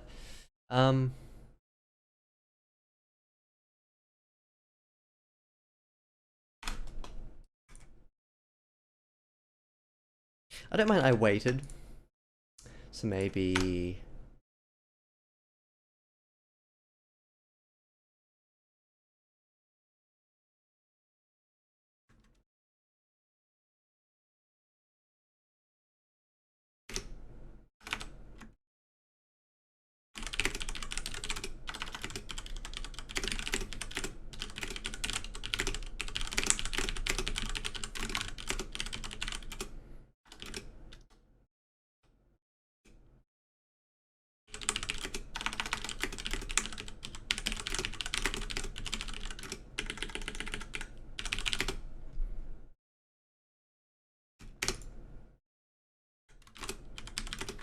I saw the line of barracks that spilled in front of me, the aircraft hangars framed at a distance, with a good rule of third symmetry. Reminds me, I'll find you a camera just like you asked.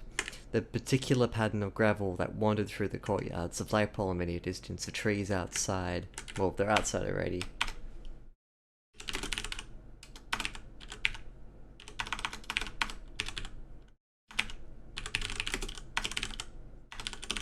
The trees in stop motion stutter, the thick covering of night shit that stuck to the sky like rice baked deep into the lip of a pan. I don't mind that this is just blur, it's all detail, and I don't care because they resolved like an ink stain over my night vision. I saw blur. It runs together, and usually I'd take a huge crap all over a sentence like this, but I don't know, I like how much of a dice roll it is, but I need to get it right. I saw the line of barracks that spilled in front of me, the aircraft hangars framed in the distance with a good rule of third symmetry. Reminds me, if I'll find you a camera just like you ask. The particular pattern of gravel that wandered through the courtyards, the flagpole in the near distance, the trees in stop motion stutter, the thick covering of night shit that stuck to the sky like rice baked deep into the lip of a pan. To the lip of a pan. And then I heard gunfire.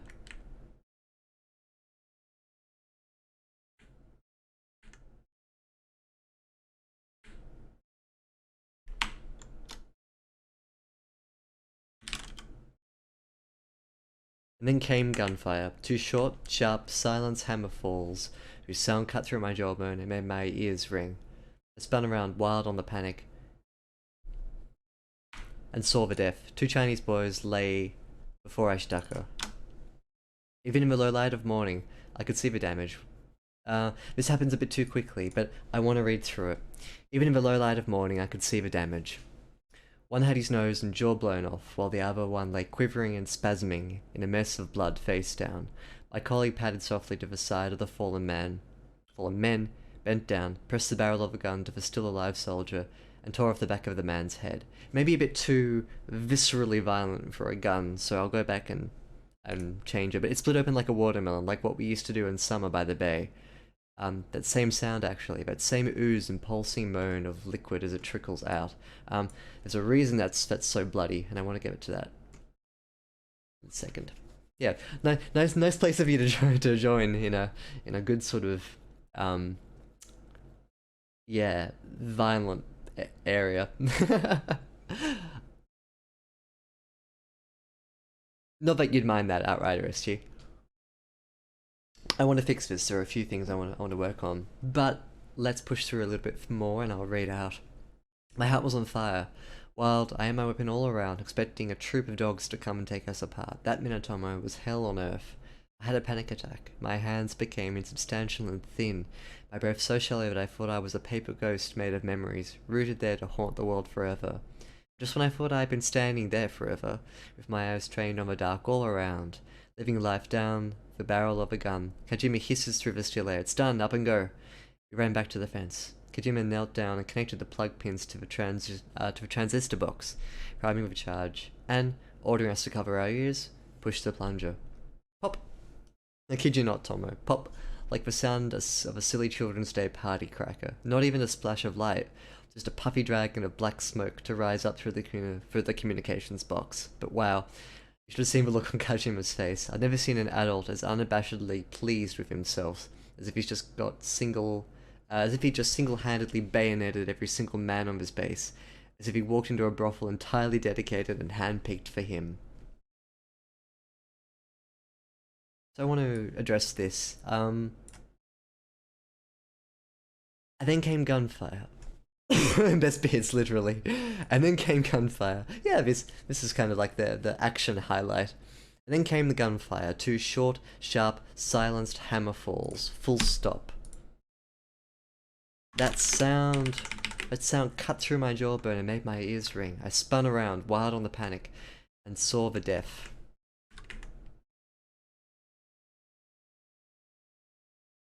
New paragraph. 2 Chinese boys lay before Ashitaka. Even in the low light of morning, I could see the damage. One had his nose and jaw blown off, while the other one lay quivering and spasming, which should be a word. Spasming? S-P-A-S-M, S-P-A. Yeah, it's an S. In a mess of blood, face down. Good day at the office. Yeah. That's for sure.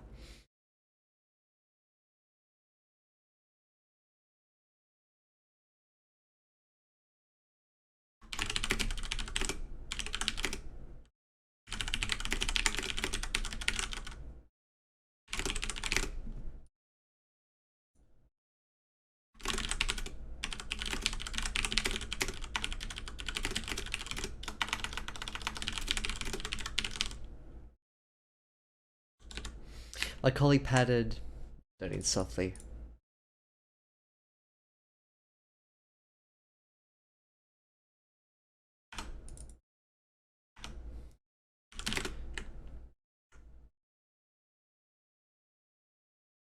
I didn't eat, ran to the side of the fallen men, just approached.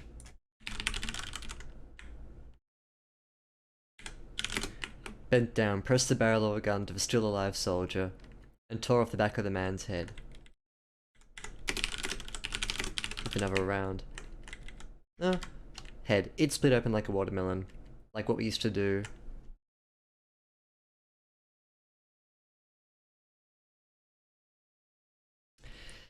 Like what we used to do in summer by the bay. It split open like a watermelon, like what we used to do by summer.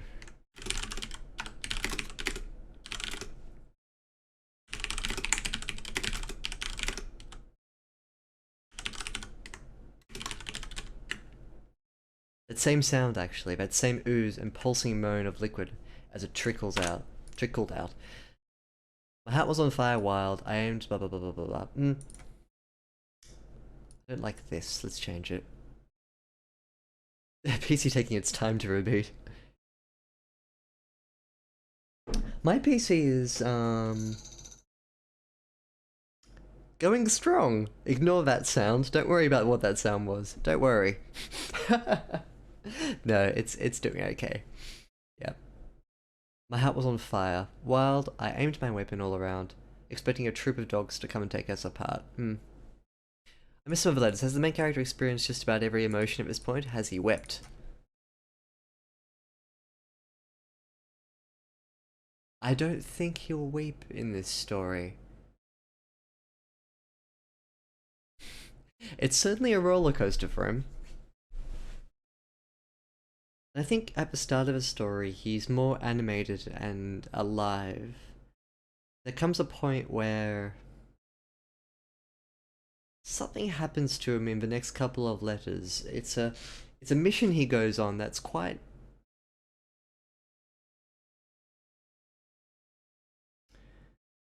The way it's written is quite soft too, but I think it weighs down upon his mind in a way that nothing else before it does.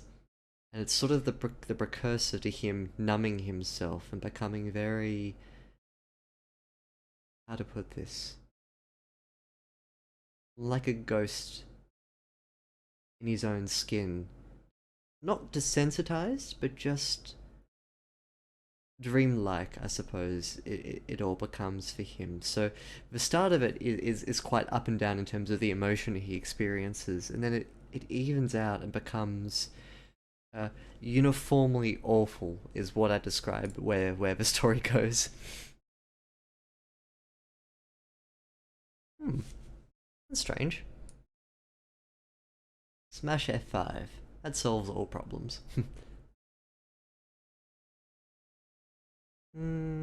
It really is a slow erosion, and I think it will take him a while to, like, that one event that I'm talking about will kick him off. Coincidentally, it's also the point at which the Death God starts talking at the end of the letters. She'll start writing her own thoughts and feelings, and contradicting Ishii's version of events in quite a shocking way. But I don't want to spoil it. Hey, Pumpkin Pie Addict. Hello. Welcome. Welcome back. Good to have you with us. Yeah, I think it's a slow erosion, and then something terrible happens. Jeez, it's not happy. It gets worse and worse though. Were you there for the first stream, Pumpkin Pie Addict? Really? Adblock interviews with Twitch? Maybe it's trying to whitelist the blacklist the videos that play in between the stream. I've been away for a week. Ah, I see. I see. In which case, my YouTube channel will have last week's streams of when I'm going through this story. Feel free to catch up.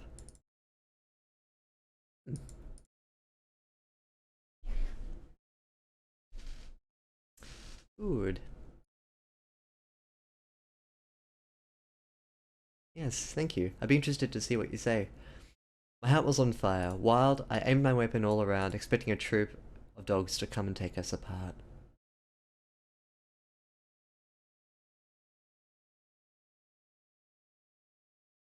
My heart was on fire is a bit, it doesn't really do much for me.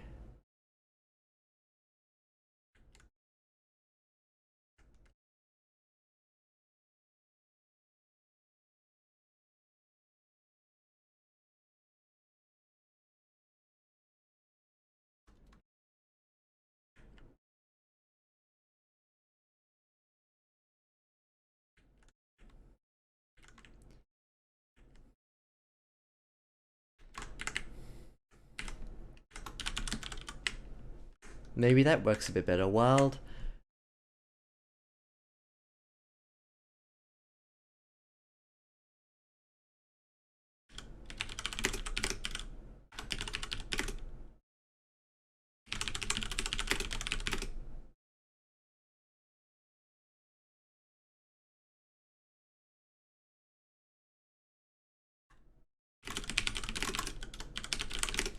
That Minatomo was hell on earth. I had a panic attack is a tell. I need to get rid of it. My hands became insubstantial and thin. Became insubstantial and thin. My breath so shallow that I thought I was a paper ghost made of memories.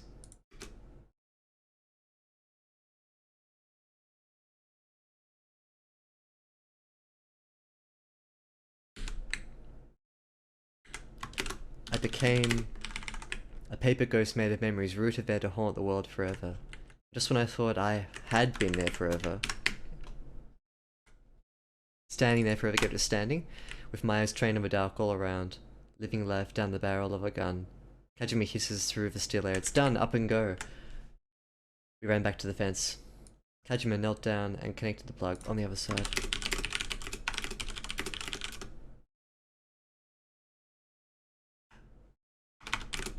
Kajima knelt down and connected with us on the other side.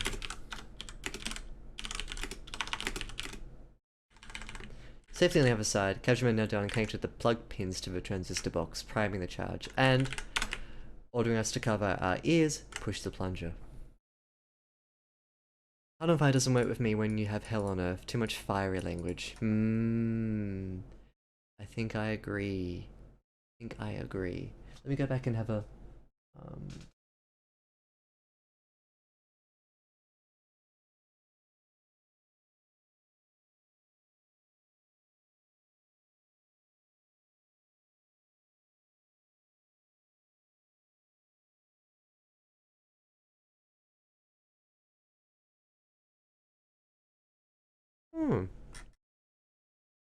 the Teru Bolzu. I actually make a reference to that in the first chapter, so cool. They're not too niche or obscure anyway, so yeah. But I'm glad that that was the... But that wasn't what I'm going for here, unfortunately. Made of Memories is redundant. I became a paper ghost, rooted there to haunt the world forever. Yeah, that works a bit better. I was trying to dark, that's them. Teru Bolzu. They're rain charms. Anti-rain charms. You stick them up and the rain goes away. Hence, Australia's horrible drought. Thank you, Japan. Thank you. Very considerate. Yeah, and I agree. Heart on Fire doesn't work because we've got Hell on Earth, which is directly underneath it here. So I'm gonna get rid of Hell on Earth. I don't like that.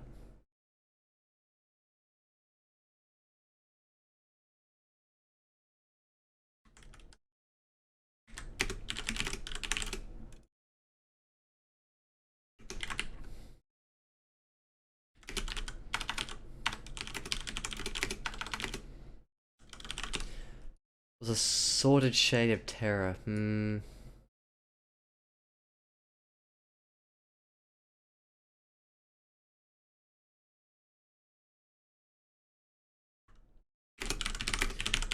That minute, Tomo, I never left. That minute, Tomo.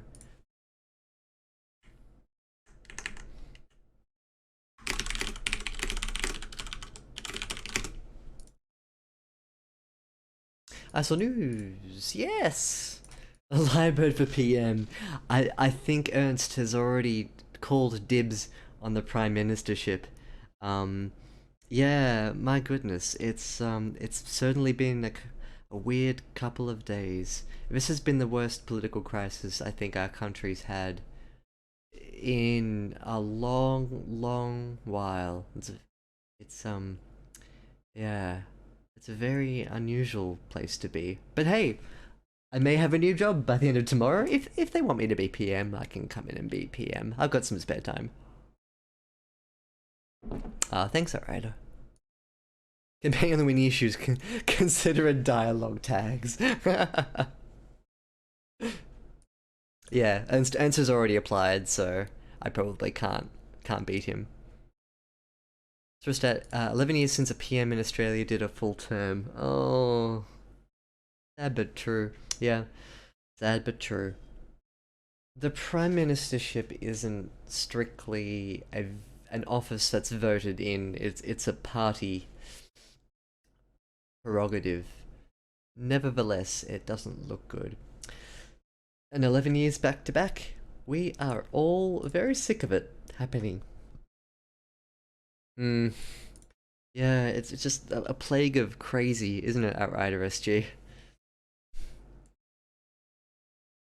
Yeah, you guys have the same system in Canada, but you haven't had this happen to you yet. One day, he'll vanish, and you'll be like, oh, where did he go? And someone from his party will have replaced him. Yeah, exactly. Trump is a bit of a symptom of a lot of what's wrong with the world right now. And there's an awful lot that's wrong with the world right now. Hmm. I'm announcing my move to take over Lyrebird edits. I'm going to need a letter, Ernst Herringbone. I'm going to need a letter of you and at least one other party member to come before me, and then maybe we can organize a leadership spill tomorrow. It's Vance and Justin. I love that episode of The Simpsons. Yeah, it did happen with David Cameron and what's her face, Theresa May. Yeah, there's so much duplicity going on here. This is wonderful. But yeah, it's just it's crazy what happens right now. Yeah. Yeah, did David Cameron get ousted from his party room by his party, Cuddly Clem? What happened there? I'm not across the details of what happened there. I'm gonna be a cabinet minister. Minister of Cookies. Mookie MC for cookies. Thatcher 2.0. Yeah, I can say that. He resigned, that's right. Yeah, he resigned from the party. So he wasn't knifed. Or maybe he was knifed behind the scenes. Hmm.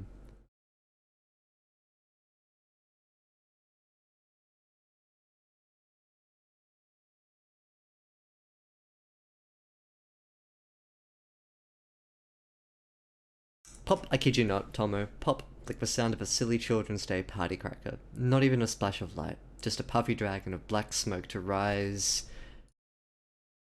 through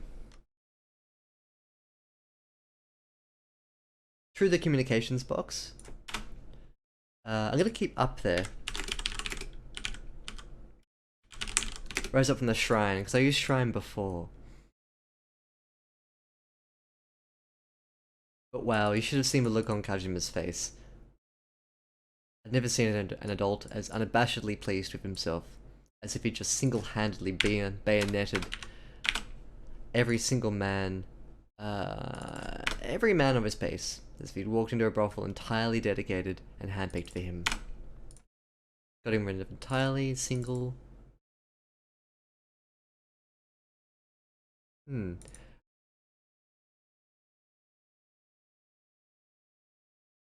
The Brexit vote and when it didn't go away, Remain, he quit. That's right, yeah, it was about Brexit, wasn't it? That was the trigger issue. Who would you rather, Dutton or Tony?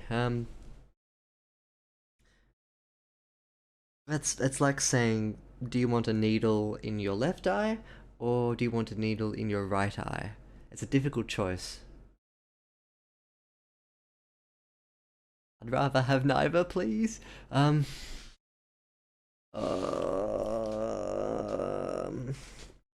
Tony Abbott, maybe.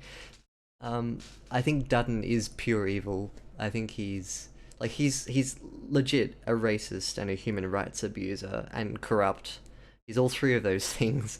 That's not crazy leftist me being leftist me. It's descriptions of who he is, like based on a lot of things that's going on right now. One of the reasons why there's a cloud over him is because of the his constitutional.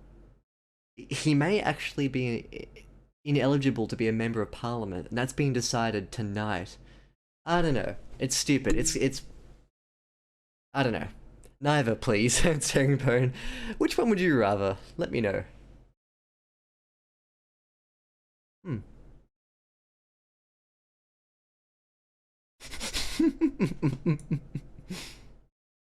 Ah, good stuff. No, no. Which would you rather? Oh yeah, sorry. Eat, eat a potato or a raw onion. Sorry. Yep. I was off the wavelength there. Which would you rather, Ernst? Which would you rather?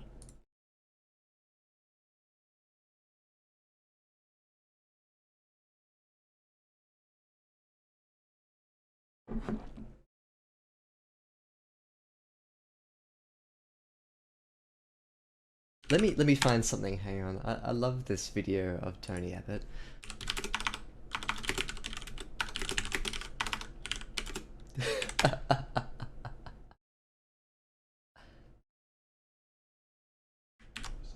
One sec.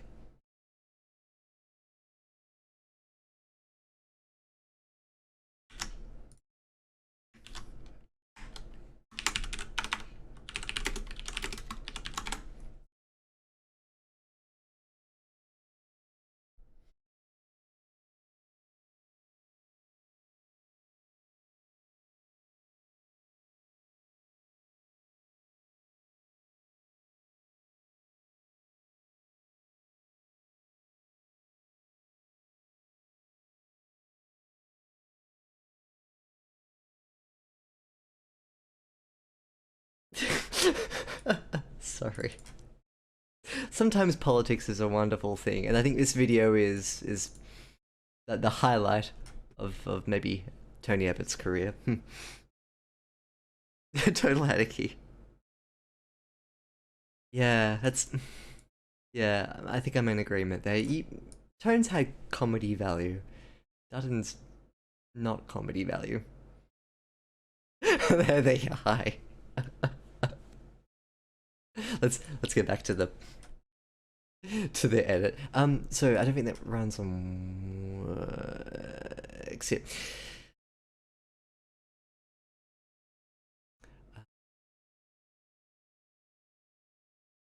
Oh, here's the run on. Not even a splash of light. Comma, just a puppy dragon. Yep, I agree. I don't think the run on works very well either. We retreated quickly through the grey fog back to our outlet. Lack of sirens meant our little operation was a success. No alarms, no surprises. Back in the relative safety of the outcrop, we watched from behind the veil of trees and bushes as the day broke. I possessed a splendid view of a destruction to come.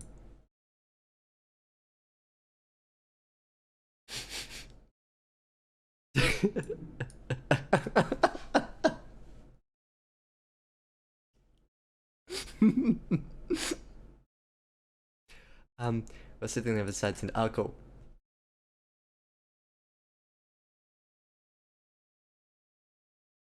Mm. Yeah, actually, I might get rid of that. I think that's a good suggestion. We ran back to the fence.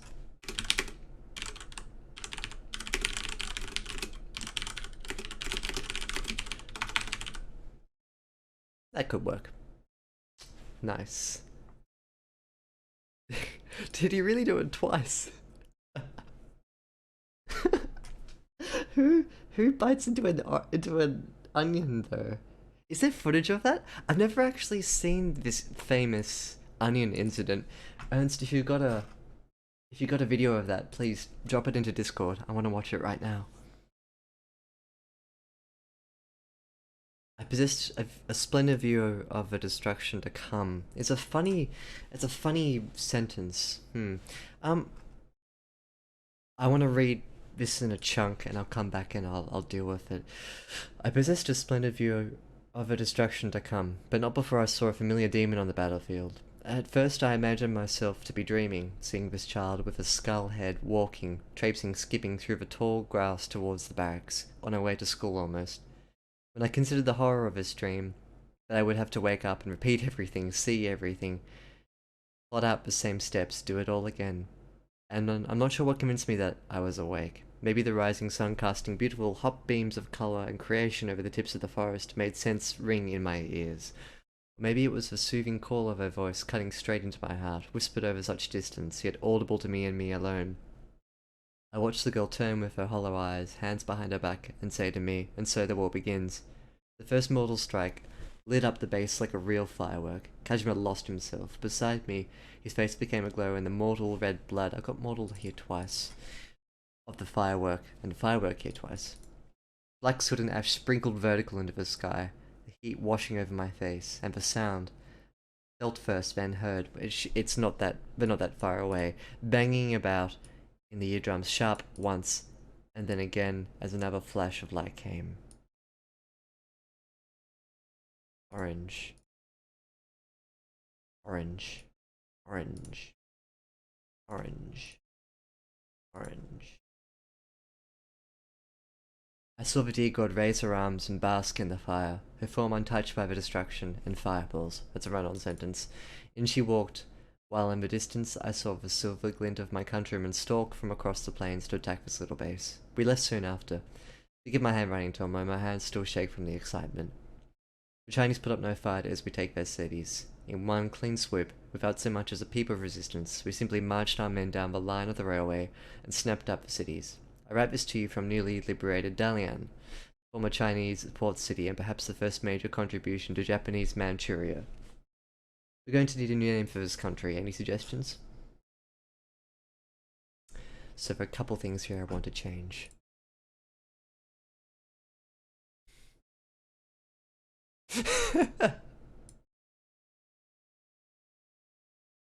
Oh dear. Still, but I think I watched Legal Turn to be a father sense better back. Good suggestion. That's what it looks like. Yeah, nice. What comes next? Give me a tick.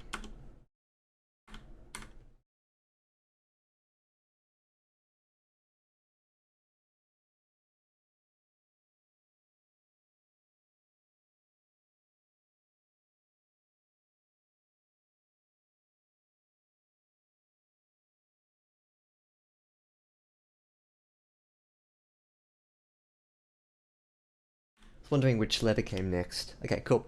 Add to me after turn.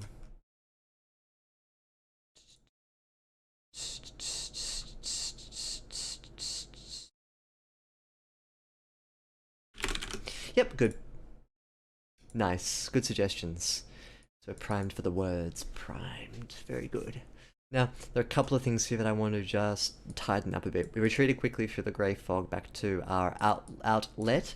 Now, outlet can kind of mean two different things, and I confused it in my head then.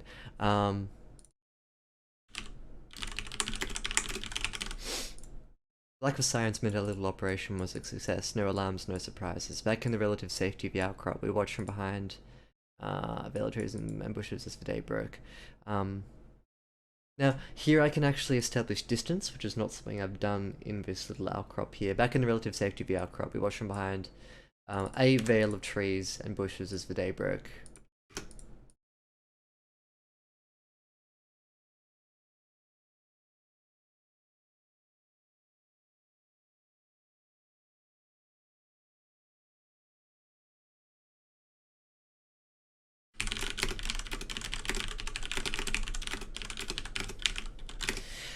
For instance, something like that, with the base small enough to cover with my thumb, we watched from behind a veil of trees and bushes as the day broke. I possessed a splendid view of the destruction to come.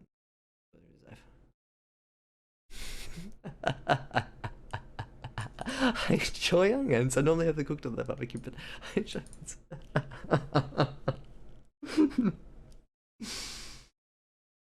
Oh.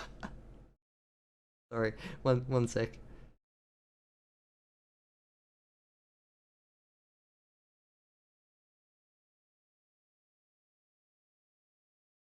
Why would somebody do that? Why would somebody eat an onion with the skin on? And not before I saw a familiar demon on the battlefield. At first, I imagined myself to be dreaming. Seeing this child with a skull head is redundant because we know who it is. Seeing this child walking, traipsing, skipping through the tall grass towards the barracks on her way to school almost. Then I considered the horror of this dream. That I have to wake up and repeat everything, see everything, plot out the same steps, do it all again. and I'm not sure what convinced me that I was, in fact, awake. Maybe the rising sun casting beautiful hot beams of colour and creation over the tips of the forest made sense ring in my ears.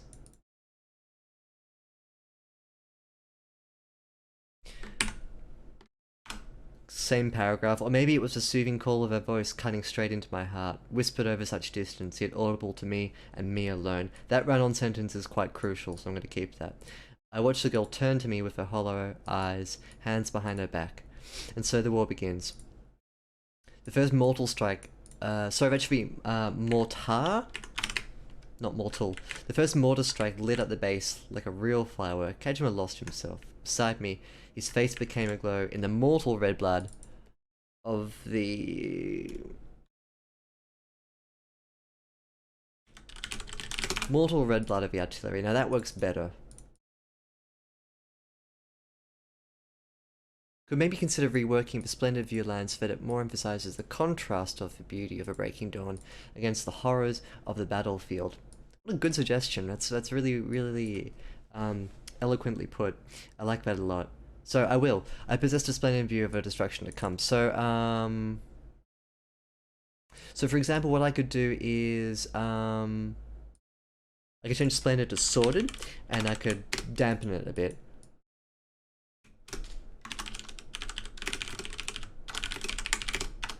I gotta change something else too.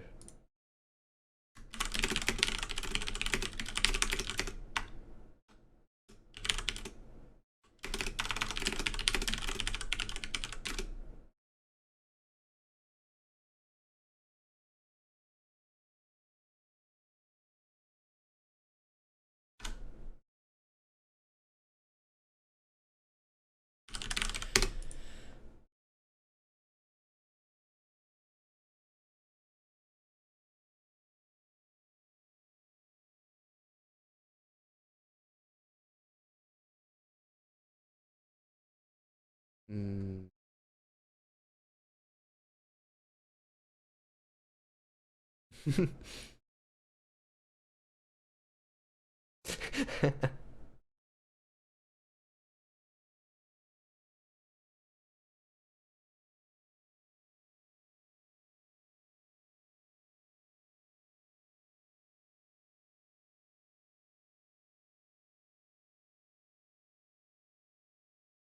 I remember that conversation. That was embarrassing, to say the least. Mm.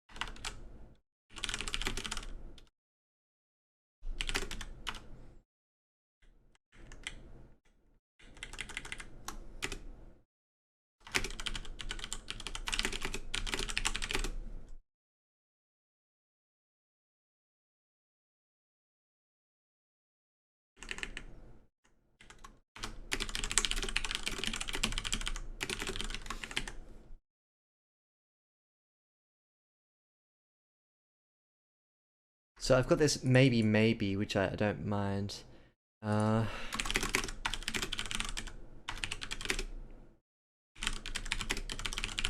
Perhaps seeing the rising sun cast beautiful... I'm gonna get rid of beautiful. Cast hot rivers of colour and creation over the tips of the forest. I'm gonna put plains.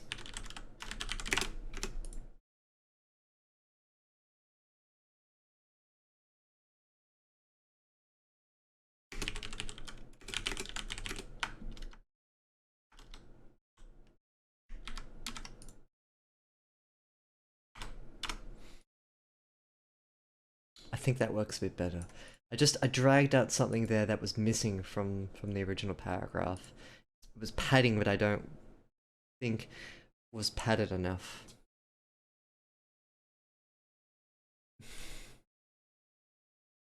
Mm, that's also quite an eloquent summary of I think where we are in the world.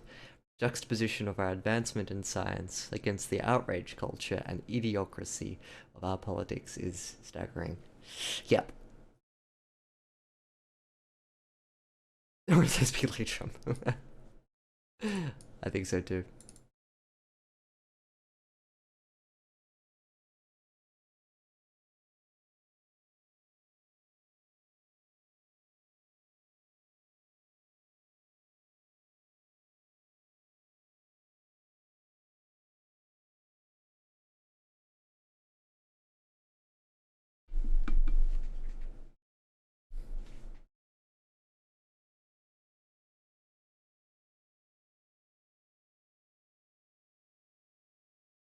Black soot and ash. Sprinkled is too soft. Shot vertical. Into the sky is redundant. Shot vertical, the heat washing over my face and the sound. Felt first, then heard. Banging about in the eardrum sharp. Once, and then again, as another flash of light came. I think this is now more justified because I've declared a tiny modicum of distance in a previous iteration, so I think it is okay. Now, where is the highlighter? Oh, I can't delete it. Oh well.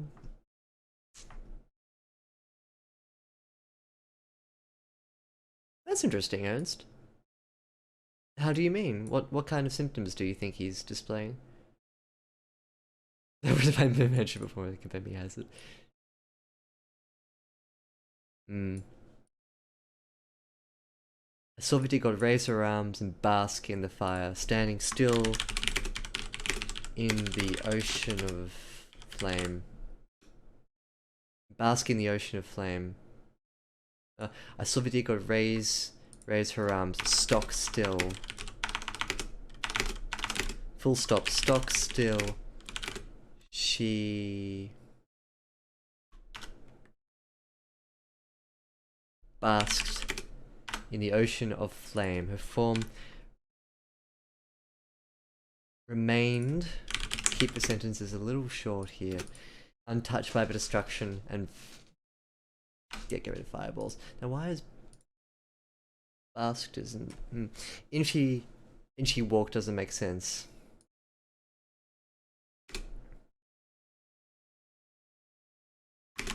And in the near distance I saw the silver glint of my countrymen stalk from across the plains to attack this little base. Down they came, a second ocean or a second tide to wash into the. We left soon after. Forgive my handwriting, Tom, and my hands still shake from the excitement. The Chinese put up no fight as we take the city. So this cuts ahead. In one clean swoop, without as much as a peep of resistance, we simply march our men down the line of the railway and snap up the cities. I write this to you from newly liberated Dalian. I can guess that the Chinese were ordered to put up no fight.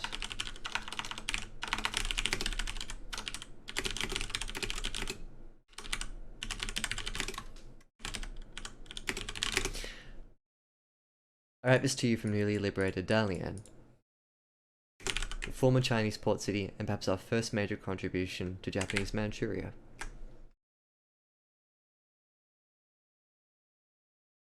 Fake diagnosis.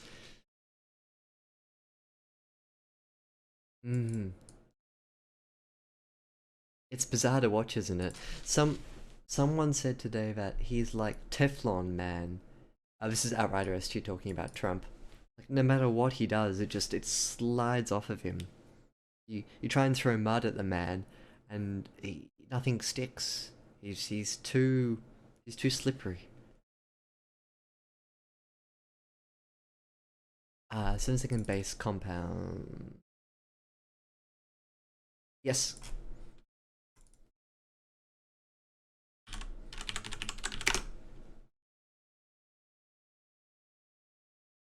Hmm. 40% approval, that's crazy.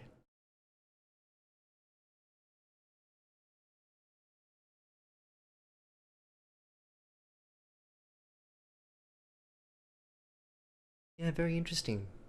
Very interesting, Ernst. I wonder. I wonder.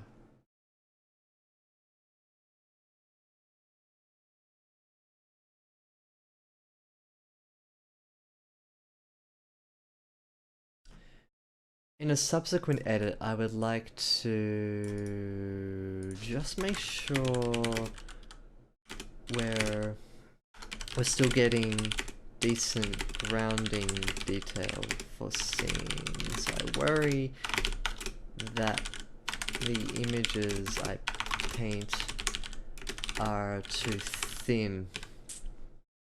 Just a little note for me to go back and make sense. I feel as though sometimes there's a bit too much.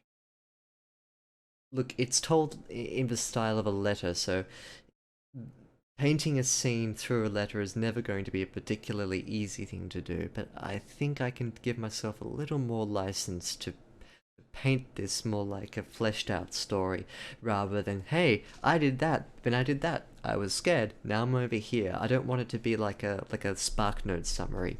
I still want there to be life and color running through this story. So yeah, wish me luck.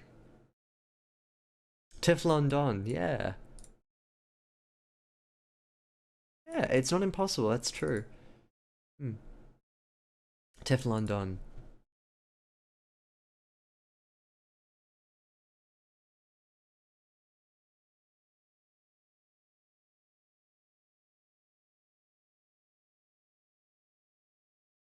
I'm kind of tempted to do the next two stories, next two letters as well on Sunday, but let me have a think about whether or not I want to do more of me or if I want to switch over to Ernst. I'll let you know, Ernst, okay?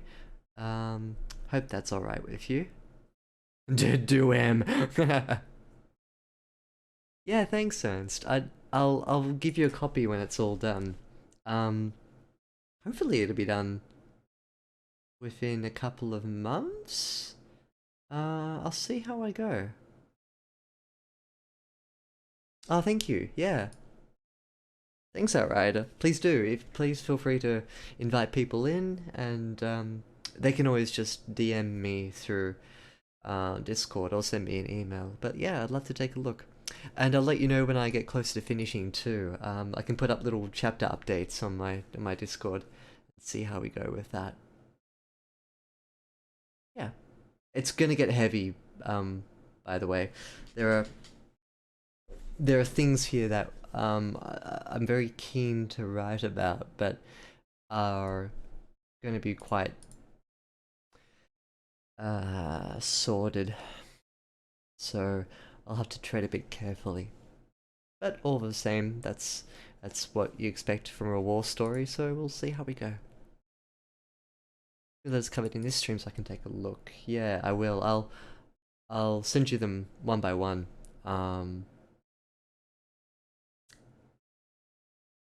Yeah, let me get back to you on that, okay? Thanks for joining me tonight.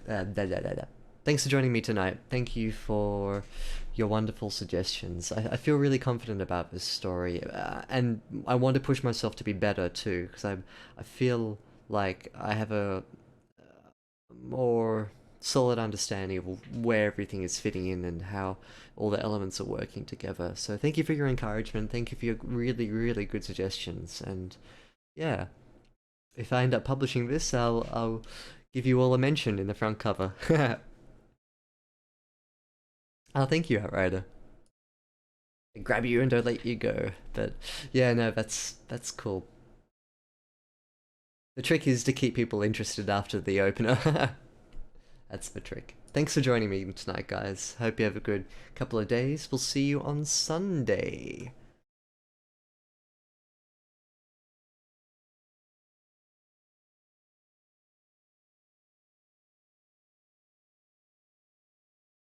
Back to bed. See you, Clem. Thanks for joining.